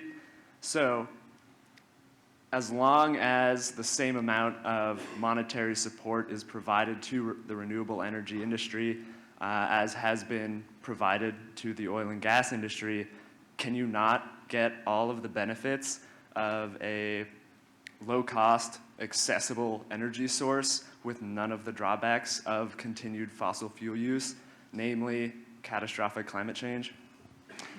Yeah, I'm glad you raised this point, because the statistic you'll hear, and before I tell you the truth of the statistic, I just want to sometimes like to give just a framework for thinking about why this sounds suspicious even before you know the facts. So I mentioned before that fossil fuel use is the world's overwhelming source of energy and the fastest growing source of energy. And people around the world generally want to avoid it. They have a strong distaste for it. You see a lot of private action, even people paying way more money for all forms of energy, and yet still all around the world people are using more fossil fuels. So could it really be that every country around the world is for some reason paying the fossil fuel industry? Like, is Japan paying the fossil fuel industry? They don't have any reserves that they can make any money off of. I mean, it's just, there's something that doesn't make sense about it. So I would suggest really look into all of these claims. And so what I would say is, policy-wise, what I advocate is eliminate all subsidies. But a subsidy means the government pays companies to produce some forms of energy to artificially incentivize it, or they pay consumers to consume more of certain forms of energy. I'm against all of that. But the $5 trillion number, where that comes from, that is not a subsidy. That is not what people are paying. Nobody's paying energy companies or consumers to do that. The only real subsidies for fossil fuels on any scale, certain places like Saudi Arabia, they will subsidize oil for their citizens. And it's not because there's something that's cheaper than oil, it's just they're doing it for various reasons to give it to their citizens. But if they didn't subsidize it, what would just happen is their citizens would use oil because that's the cheapest transportation fuel, they just use less. But that's a tiny percentage of the 5 trillion. The 5 trillion comes from what people call externalities. So what they're saying is that they believe that fossil fuels have $5 trillion worth of negative side effects that are not accounted for in the price. And these are overwhelmingly climate side effects. What is the problem with this? Well, as I've shown you, climate has gotten far safer as we've used more fossil fuels. So how can you say there's $5 trillion worth of damage when something has gotten better? It's like, you send a patient to the hospital and you save their life, and you say, oh, you owe me $1 trillion in damages. It doesn't make any sense. So there's something very off with those calculations. And one indication is when you see these, they change every year. Like that $5 trillion one, it went up $2 trillion in 1 year. And is that, nobody paid $2 trillion. It's just some economist who wanted to make a name for himself said, oh, 5 trillion, and then the whole news media reports it. So the basic fact, if we go back to the issue of process, is that fossil fuels are, for the vast majority of people, by far the lowest cost process for producing energy. Nobody has any clue how to produce transportation fuel for billions of people at the prices that we would pay for fossil fuels. That's just the fact. So all you could say with fossil fuels, if these externality things were right, is what they would say is, well, then fossil fuels should become more expensive. That just means nobody can afford energy. And I debated Robert F. Kennedy Jr., you can look this up, we'll send it out too, but I asked him point blank, okay, you're saying all these externality calculations, so how much should gasoline be? I said like $12 a gallon, and he said, yeah, $12 a gallon. So just think about that. What would that be like for your, not just your life to pay $12 a gallon, but what would it be like for every car, truck, for farmers to pay $12 a gallon for diesel? Like, this whole argument is basically just ignoring the reality that there's nothing that can come close to the prices that we pay for energy today, using anything else. I mean, except nuclear if, over time if we develop it. And it's interesting that all the people saying this are the biggest opponents of nuclear. Funny you should mention that, because so if you seem to be most concerned about getting billions of people access to low carbon energy, why haven't you spent your career working to, as you say, decriminalize nuclear energy? Right. I do agree with the central thesis you bring up, that low carbon energy is essential for our Low cost energy. Yes. Well, but we've known for decades how to make nuclear energy at low cost and high efficiency. Right now, one nuclear fuel pellet in today's reactors, about the size of the last digit of your pinky, is equivalent to 150 barrels of oil. And while you can't necessarily exchange that into all sectors of the economy, in every sector except transportation, it can be more efficient than existing technology. So wouldn't your efforts have been more worthwhile trying to bring nuclear a much more representative seat at the table rather than speaking for fossil fuels where there are already plenty of people speaking in that regard? That is an interesting kind of question, because it's kind of like, well, you chose to be a heart surgeon. Why did you choose to be a brain surgeon? Because I think brain surgery is more important. I mean, I think anything where you're I think promoting fossil fuels improves a lot of people's lives. I think promoting nuclear is great too. I actually do both. But the reason, I'll tell you why the issue of fossil fuels, so nuclear in a sense I find more exciting in terms of the technology of it for reasons including the one you mentioned. It's such a dense fuel. You can do it totally cleanly. The technology is really cool. But the issue is, if you look at what really affects people's lives now and what's going to affect them in the foreseeable future, like fossil fuels, that is what is actually making everyone's life possible now and what's going to do it for the next several decades. And we have, I believe, an mostly inadvertently genocidal movement that's saying that we should restrict that. So the improvement, if you were weighing these things, the improvement to human life of stopping the genocidal attack on fossil fuels is much more important than the improvement of human life of successfully promoting nuclear. And I do intend to do much more on nuclear, but that's part of the reason why fossil fuels are particularly important to me, because they're so crucial now and they're so misunderstood, and that it's the biggest area of mistake. And so if we continue doing that, and that's the only way we're going to get nuclear anyway. I mean, with the Green New Deal, you're definitely not going to get nuclear because you're going to be super poor. But absolutely, we should fight for the decriminalization of nuclear. Yes. Hi, Mr. Epstein. Thank you for being here. I have two questions, if I may. So the first, I saw that your clean water graph started at 1990, and then the clean air graph started at 1970. And we were talking about how correlation isn't exactly causation. So I was wondering how, if at all, did you factor or credit the reforms pushed by environmental scientists like the Clean Water and Clean Air Act? Oh, sure. So let's see. I just want to show. So you mentioned the air graph and then the water graph. Yeah, the air started right. at 1970 and the water graph started at right. 1990. So the air graph started in 1970, and there's also, so with both of those things, there's issues of data quality, particularly for the water one with global stuff. Data gets worse, but in general, I mean, there wasn't cleaner water before that. I mean, it was way lower before that. So I'm not trying to take some arbitrary place, but with the 70s, and you did have lower air quality before the 70s, and it generally improved. But so there's this question of to what extent does government get credit for improving air quality? And I would say it definitely gets some credit, and I'm not at all against air quality standards, provided that people are really weighing both the benefits and the side effects. So I think it can be good to have air quality standards as long as they can be done in a cost-effective way. I don't think it's good, for instance, to hold everyone in China to our air quality standards, because then people are going to freeze to death. And it's a lot worse to freeze to death than to have a little more air emissions than you would like. So I'm all for reducing emissions in ways that are actually beneficial to people. But because we don't have a low-cost way of reducing CO2 emissions, and because the benefits that come with them are so great, and because the amount of warming they're causing is totally manageable by us, that's why I don't want to reduce those emissions, because that would come at a huge cost, whereas those other ones we figured out how to reduce at a low cost. Yes? No, did you have a second question? I thought you had two graphs. No, that's okay, you can go ahead. Okay, I wasn't trying to dodge your second question. So I'm going to say a couple things first that you might already know, but just in case the audience doesn't. BlackRock has $7 trillion of assets under its management, and it's the largest financial firm in the world of that type. This year, they will begin to exit certain investments that present a high sustainability-related risk, such as investing in coal producers.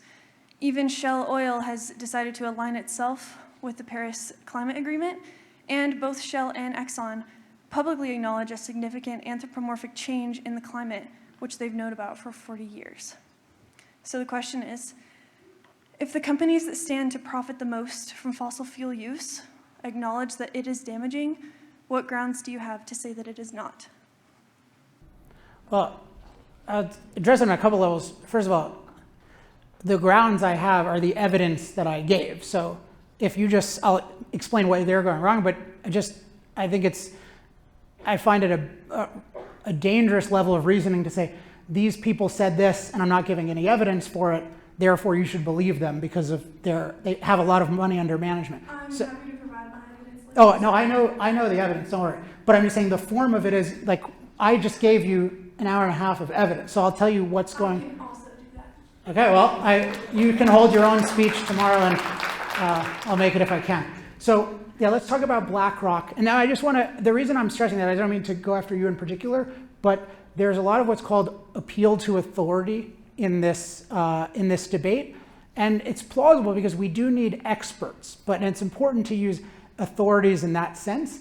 But you really need experts to explain their reasoning and evidence very carefully, and you need to think about, is their thinking method good, including are they looking at just side effects or are they not looking at benefits. So I would say that, like, if you take Larry Fink, who runs BlackRock, if you read his article, look at his latest article and analyze it from the perspective of, is he actually looking at the full benefits of fossil fuels, and is he accurately assessing the side effects with precision? And I'd say he's doing nothing resembling that. So he answers none of the points that I raised here. For instance, if you are talking about climate catastrophe, you must address the fact that climate-related deaths have plummeted. You cannot ignore, if you're talking about an existential threat, you cannot ignore the fact that this is an area of life that has gotten much better.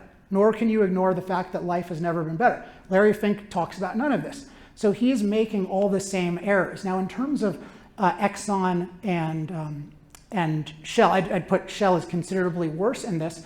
But what Shell has done is they've made certain public statements that they are hoping gets them certain investors who care about, quote, sustainability. BlackRock is doing a similar thing. They're saying, hey, we want investors who are, quote, sustainable, and so we want to get out of coal. And they have every right to do that. I think they have a right to. I think they're doing it in an immoral way by demonizing coal and oil and gas. But the bottom line is fossil fuels are completely crucial for the future of the world. The fact that some investment firms are discouraging it, or the fact that certain companies are making fairly empty commitments about it, or even if they make sincere commitments about it, doesn't change the fact that nobody has any clue how to produce low-cost, reliable energy for billions of people at the levels we can with fossil fuels. Well, but they don't have any clue how to do it for a while. It's going to take a while. What's that? We know how to do it today, we just don't have public opinion or funding. Well, no, I want to make clear. Knowing how to do it today, like, I don't know what it means that you know how to do it today, that you can, okay, you can go back up to the question, but I just want to go back to this. So just to give so again, I'm totally for nuclear. And by the way, Larry Fink does not advocate nuclear at all. Okay, the nuclear thing is just, if you just talk about the scale of it, you're talking about building one new nuclear plant a day, every day, starting yesterday till 2050. It's just like the scale of it is not, and how to do that cheaply, and there's just a lot of work to be done, and then how to do it for transportation and all the other things. It's something that we should get started on as quickly as possible, in that nuclear should be free to compete. But to act like, oh, we can use it tomorrow, unfortunately, that's not at all true. So no, basically these guys are making all of the mistakes that I've focused on for the last hour and a half. So they are not thinking at all clearly about the issue, and I think that it's particularly damaging that the financial industry is doing this, because the job of the financial industry is to allocate money to where it can be most productive. And if you take away money from efficient, low-cost forms of energy and you give it to inefficient, unreliable, high-cost forms of energy, remember, the higher cost energy is, the higher cost everything is. So these people are making decisions that's going to make everything more expensive. And I would love to, Larry Fink in particular, if you're watching this, let's debate, because you losing that debate would be the best thing you could do for the world. Next.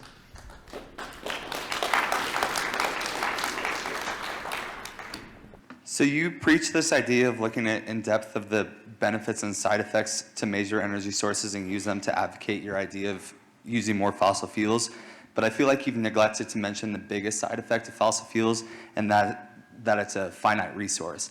Like, obviously we're not going to run out today or tomorrow, but the analogy that I really like is that if you use your savings account to cover your daily expenses like coffee or lunch, eventually you'll run out of money.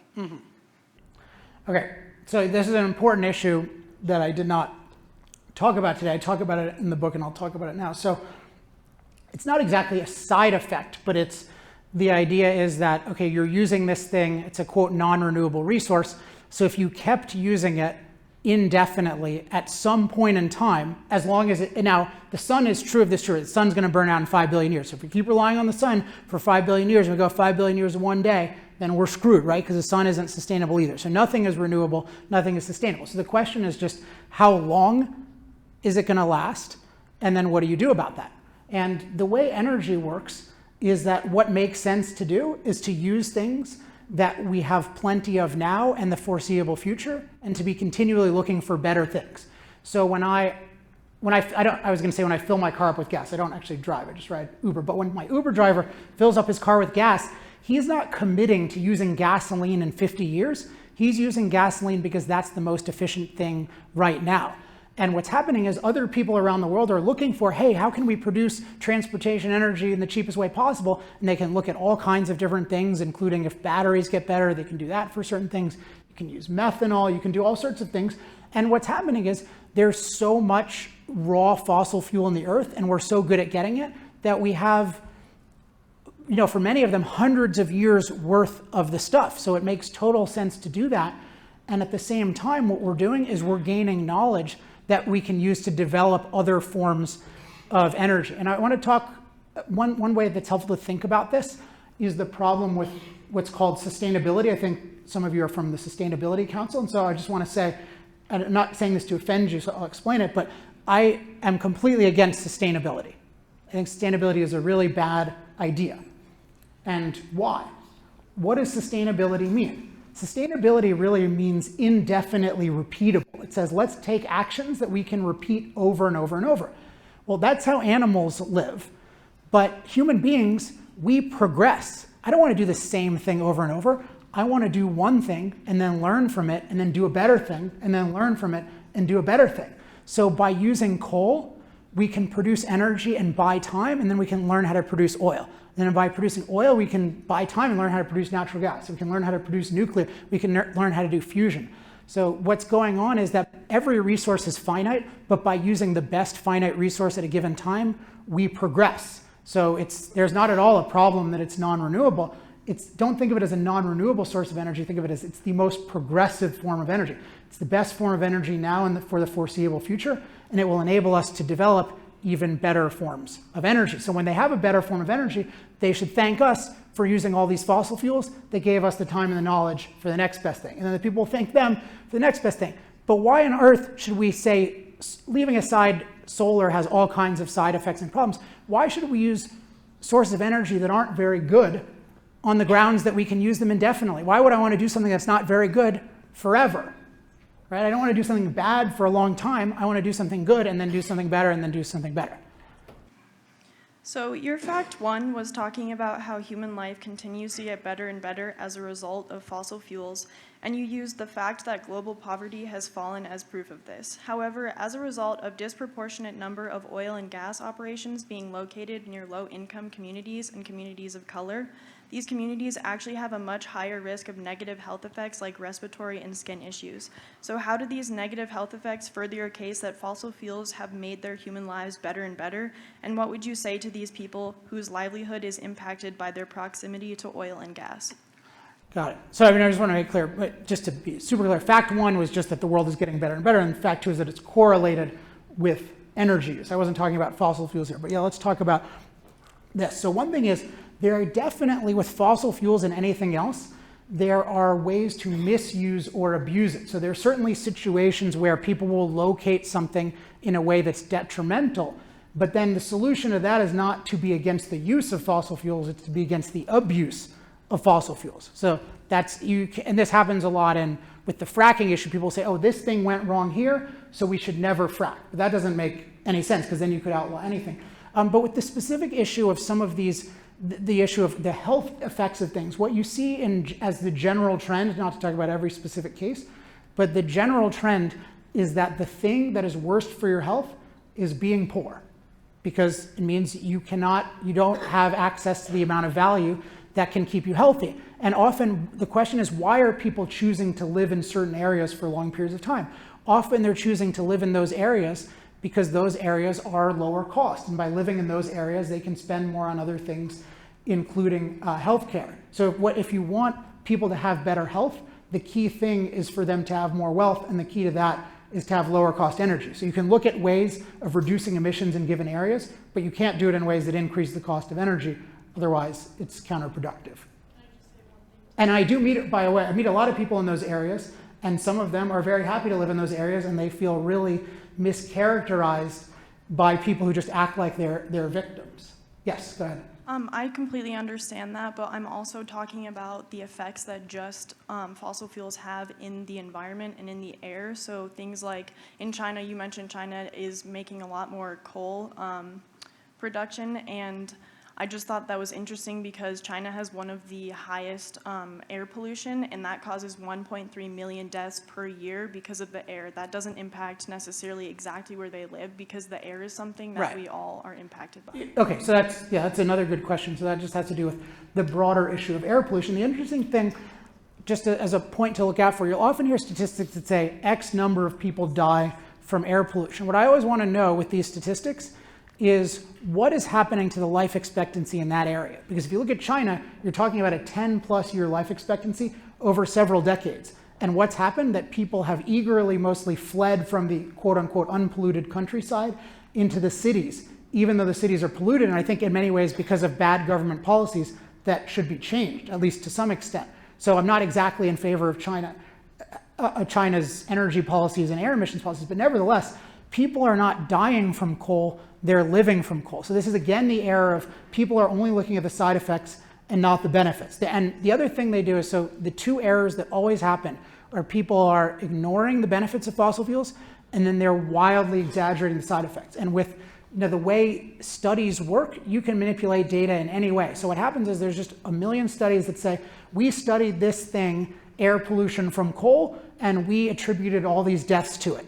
And then they'll attribute those same deaths to something else, into something else, into something else. And it's really hard you can't go validate or invalidate every study, but what you can do is look at the big picture and see what's happening to life expectancy, what's happening to quality of life, and understanding in terms of the cause and effect, how does that relate to energy? And it relates to energy because energy is the ability to use machines to improve every aspect of our life. So even with questionable air policies, people in China aren't dying from coal, they're living from coal. So water demands on the Colorado River are projected to outstrip supply as soon as 2030. This is partially due to some of the effects of climate change or side effects of using fossil fuels, such as less snowfall, increased runoff, and prolonged drought.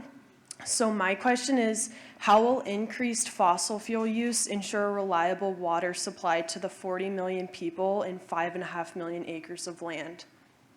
Yeah, so I want to just bring up again the method point of benefits and side effects, and ignoring the benefits and exaggerating the side effects. I'm not talking about you, I'm just talking about this category of claim. And so what I want to notice with, if you think clean water, the first thing to think of clean drinking water is fossil fuels make it possible for so many of us to have clean drinking water in the first place, and low cost energy more broadly, that gives us the potential to create clean drinking water under almost any circumstances. So for example, Israel right now has been a leader in desalination technology, so taking salt out of seawater and making it drinkable, and that's actually improved their relations quite a bit with their neighbors because they've been providing a lot of clean water to people. And what this shows is that if you have low cost energy, you can have machines to improve your water. So with water and anything else, even if there was a side effect, you'd have the ability to deal with it. But the specifics of this is, it is not at all, I forget exactly the group of things you mentioned. We mentioned increased drought and some other things. And it's interesting that everything negative, or that only negative impacts are suspected with warming, and people always assume it'll be bad, even though historically people wanted more warming, and even the discoverer of the greenhouse effect, a guy named Arrhenius, was eager for it because he said, well, this is going to help in warm places and increase crop yield. So when you hear these uniformly negative things and very precise things like, oh, climate change is going to do this to the Colorado River, it's very dubious that anyone knows that. And in general, what you'll see is that the general logic is that the warmer the world is, the wetter it is. So in general, you're going to have less drought. But all these specific things, I can refer you to my book and to other sources. And even if you want to go in depth, like look at the IPCC's reports, when they talk about things like drought and flood, they'll say all of these things, such as there is not much of a significant relationship demonstrated yet between this. So even what we're hearing about these things is a very small subset of people saying extreme things and getting attention to it. Yeah. That water, we rely on our snowpack for prolonged water through the season. It might be wetter, but that water's just becoming runoff, or that water's just infiltrating. So that snowfall is where it's really important that we keep it so we have prolonged water through the season. That's a problem that we struggled with in 2018 in Grand Junction. And that's when the DCP was created. What? The drought contingency plan for that purpose. Okay, so there's, whatever the specifics are, so I want to just point out that what we're talking about, so the question is, so there's one question of, are these cause and effect relationships at all established? And I would say almost not at all. But even if they were established, what is the solution? If you're talking about rapidly eliminating fossil fuel use for billions of people, that's going to ruin every aspect of their lives. So what I want to just stress most of all is that we need to look at the full impact of everything, including the full impact of policies. You can't just say, oh, I heard there's this side effect and I would like the snow to fall in the exact way it has in the past, and therefore I'm going to restrict fossil fuels, and then the snow will be guaranteed to do this. You don't know what's going to happen anyway, but we do know that if we dramatically restrict energy access, people's lives are going to get better, and if we continue to use energy, we're going to be able to progress and deal with all sorts of things. So I'm not. Have access to water. Well, no, you can create, no matter what, you can create access to water if you have energy. If you don't have energy, then almost no one is going to have access. Okay, last one, and then go ahead. What about the people that don't live on the coast, that aren't anywhere near a water source? Well, you don't live near the coast, but the people who don't live near, so if you just look at, I think it's a broader point to stress is, and this might help, is that we live I want to stress this, we live in an unnaturally good world today. And I want to stress unnatural, because we have this fetish for the natural today where we think about, oh, if we disrupt the natural way of things, then we're not going to have water.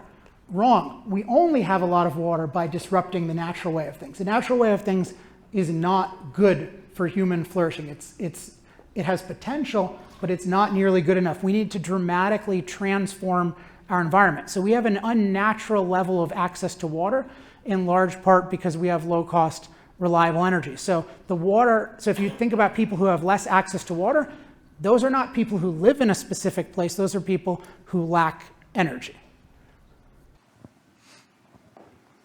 Hi, I'm at the School Sustainability Council, and I just wanted to start with an attempt to change your mind about the word sustainability. A more widely accepted definition for the word sustainability is the ability for people to flourish, as you've used the word a lot, flourish now, and for the ability of generations to come to flourish the same way. It's not necessarily that we need to repeat the things that we're doing now, forever and ever. It's the ability for us to continue on improving and for the future generations to be able to do the same. So great. So now will you adopt enthusiasm for fossil fuels, given that that is the best thing for encouraging flourishing for decades to come? You know, I respect a lot of your point of views and the perspectives you've shared, and it changed my mind on a lot of things. I really appreciate that. Oh, thank you. Oh, it had to be a bet. Yeah, go ahead. I just find that you're repeating a lot of the same opinions and not addressing questions directly. Here's a very, different question, something that you haven't talked about at all. Basically, I understand the positive positive human development that you've talked about, but we've seen in the past few decades a die-off, a mass extinction of over half of the world's large organisms.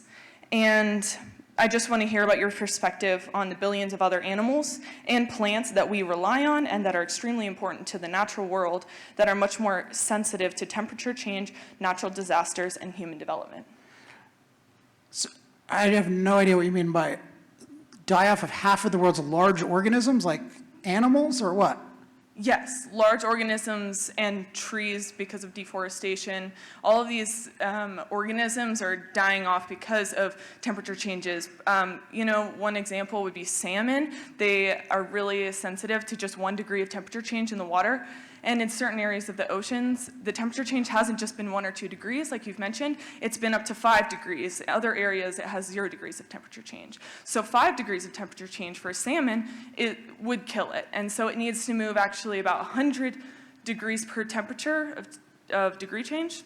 So that's 500 feet up coast. Yeah, but you said half, okay, 'cause I want to talk about how I think about this, but I mean, what you said is just false, that half of the large organisms are extinct. Like there's extinction rates of large organisms are generally very far down, in part because we protect them. I think that there was a misunderstanding. Maybe I didn't mean to say that. There's been a mass extinction of large organisms, and it's been a die-off of over half of the world's large organisms. Just a die-off of those populations that we have now, not of the species going extinct. Okay, so I'll talk about what I think is the ideal and then what the facts are. So here's a question. What's the ideal relationship what's the ideal thing to happen in the rest of nature? I think the general assumption is the rest of nature should somehow be as undisturbed as possible. And I think of it more as we care about the rest of nature. We ultimately care about it because it affects us a lot. So I think of it as I want the most beneficial relationship possible with the rest of nature. And so that involves changing it in a lot of ways where we increase certain species that benefit us and we decrease those that don't. So we decrease malarial mosquitoes and we certainly increase the population of salmon. And I think there's a lot more we can do. In the oceans in particular, there's a really cool thing called mariculture, aquaculture, but also mariculture, which is you can do things to the oceans to dramatically increase the population of organisms that you want more of, like fish. And in general, the oceans are mostly dead besides the coast, and actually a lot of life from oceans comes from human runoff. So there's this view that the rest of nature is perfect and that all we can do is ruin it. And I think that's just wrong. We can improve it a lot, but there's also a tendency to act like it's this incredible delicate balance and anything will disturb it, and then it's all going to go haywire. And this is really a dogma that it's this stable thing, and you see it with all these claims about the mass extinction stuff. There's just not evidence of that. What's happening, people are making these claims with animals they can't count. So they'll say, well, we speculate that there were 5 million of these, and now we only can speculate there are 2 million of these. What we can actually do is we should actually identify what are the organisms that are most important, and what can we do to make sure that those flourish and we live in harmony with them. And if there is some inadvertent negative, what we should do is we should counteract it using ingenuity and technology. But notice that the solution of the climate catastrophists is never more human ingenuity to deal with things. It's always stop fossil fuel use. And it's also stop nuclear use, even stop hydroelectric use, because that interferes with the salmon.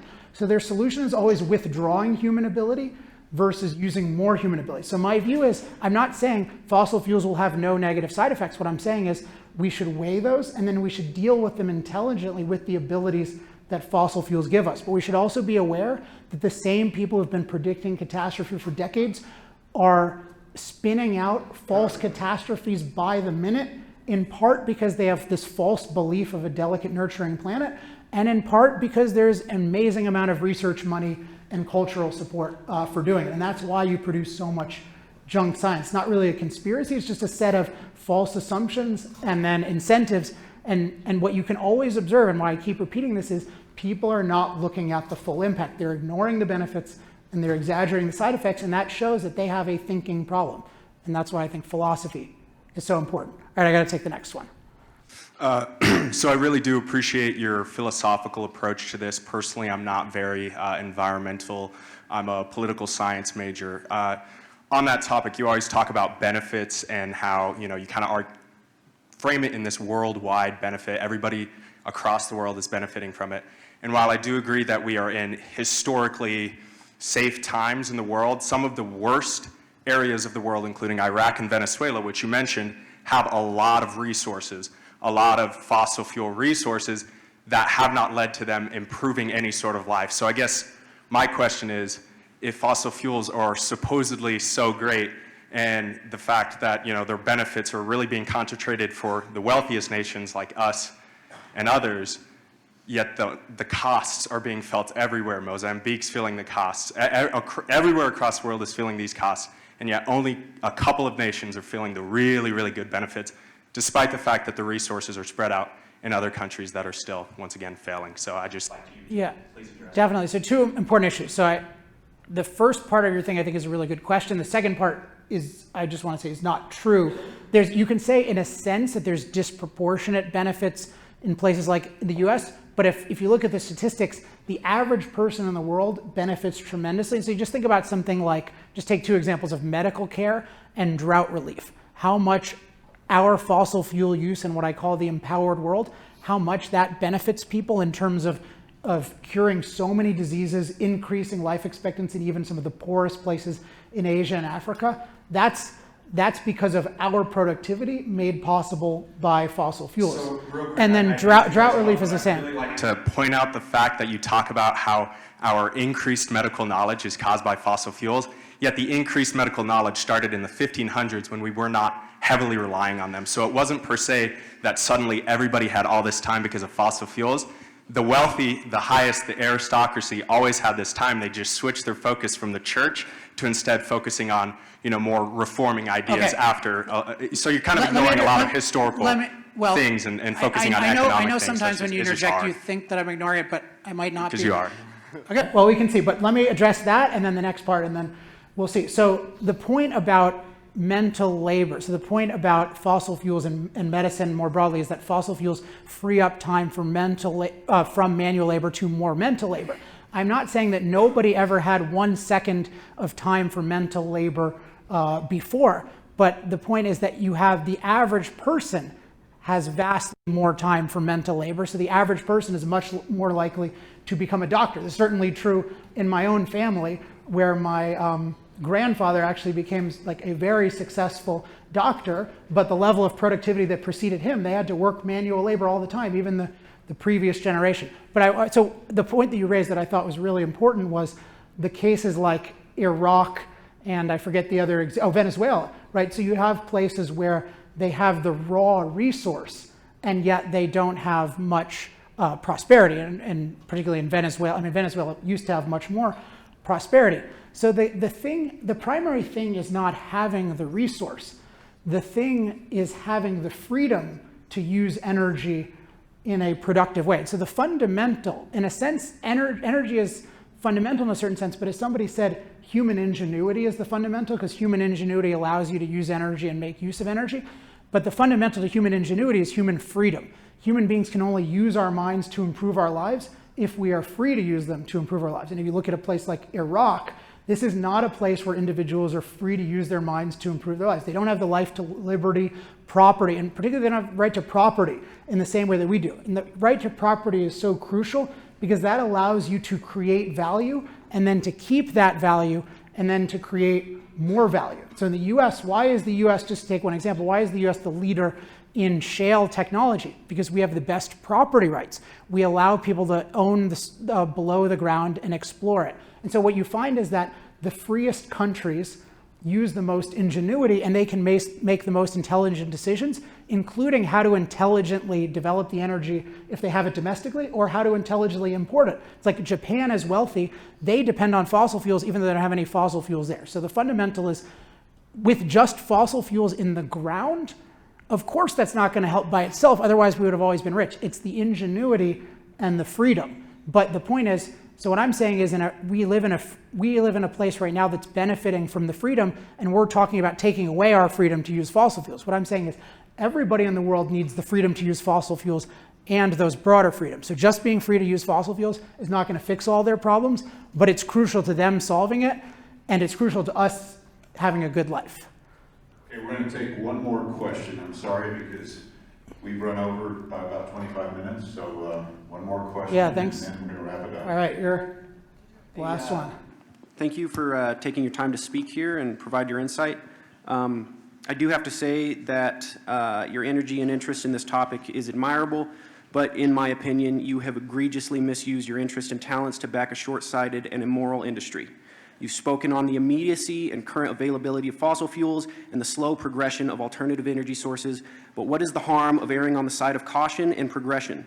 You should, if anything, be talking about how aggressively we need to be attacking the issue of climate change and how we need fossil fuels to create those industries. As a first world country, we have both the ability and moral obligation to move the first world towards cleaner forms of energy. All right, so I think my talk mostly addressed that. So what do I want to say about? I mean, I think that what I'll address is this issue of, I think, caution, because it's often viewed as, well, let's do the. So what I want to say is, I'm in favor of energy freedom, including eliminating subsidies. So I want free people to pursue alternatives, particularly nuclear is the most criminalized one. I want them to pursue that, and I want people to pursue solar and wind intelligently, although there are many reasons why one shouldn't be too optimistic about their prospects. But I want people to pursue better forms of energy, and I advocate the freedom to do that. But that's different than saying that would be nice is different than saying that we have an emergency and that it's caution to not use fossil fuels. I just want to repeat the core idea that energy is our ability to use machines to improve every aspect of our lives, including our environment, and that fossil fuels are by far the lowest cost way of producing it. So if you talk about let's be cautious and make energy more expensive for billions of people, that's like saying, let's be cautious and ruin everyone's life. If that is the least cautious thing you could ever do, is restrict fossil fuels. It's like, let's say, I mean, here's an example that would make more sense, but is more obviously egregious.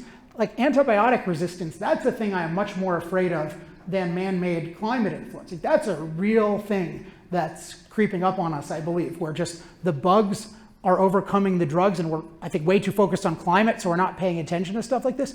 Like getting an infection that's not curable by antibiotics, that is scary. And there's a lot of overuse of antibiotics that cause unnecessary side effects. But you wouldn't say, oh, let's be cautious and not use antibiotics, because you'd say that will cut short billions of people's lives. And so it's the same with fossil fuels. If you realize, I hope that you get from tonight that low-cost, reliable energy is just as crucial to life as antibiotics or vaccines. And in a sense, it's more crucial because without those, we won't have antibiotics and vaccines for long. Can I speak on the bacterial resistance? I don't think it's okay, quickly, but, and then we'll have to wrap up. Science is already pretty aggressively moving towards the use of bacteriophages to fight bacteria infections. So science is already moving towards something more reliable, more sustainable, and for the future in that regard. So why can't we just do that? But okay, so I don't know the details of it, but that's great, and I'm glad people are paying more attention to it than it appears. But the point is that, my point is not that you don't, so my point is you want to progress, but you want to progress in a way that's actually responsible, which means you don't deprive people of values now. So the way to progress on antibiotics is to maximize the benefits people get in fighting bacteria now and in the future. It's not to disempower them of their ability to fight infection and say that that's cautious. So fortunately, unlike antibiotics, fossil fuels have far fewer long-term side effects, and they have these amazing benefits. So I think that we should very happily, we should happily use them, but we should really be championing them. And I hope that, among other things, you get sort of the big picture idea that fossil fuels are making the world a better and better place, but also the more method point that whenever we're looking at anything, we need to look at the full impact.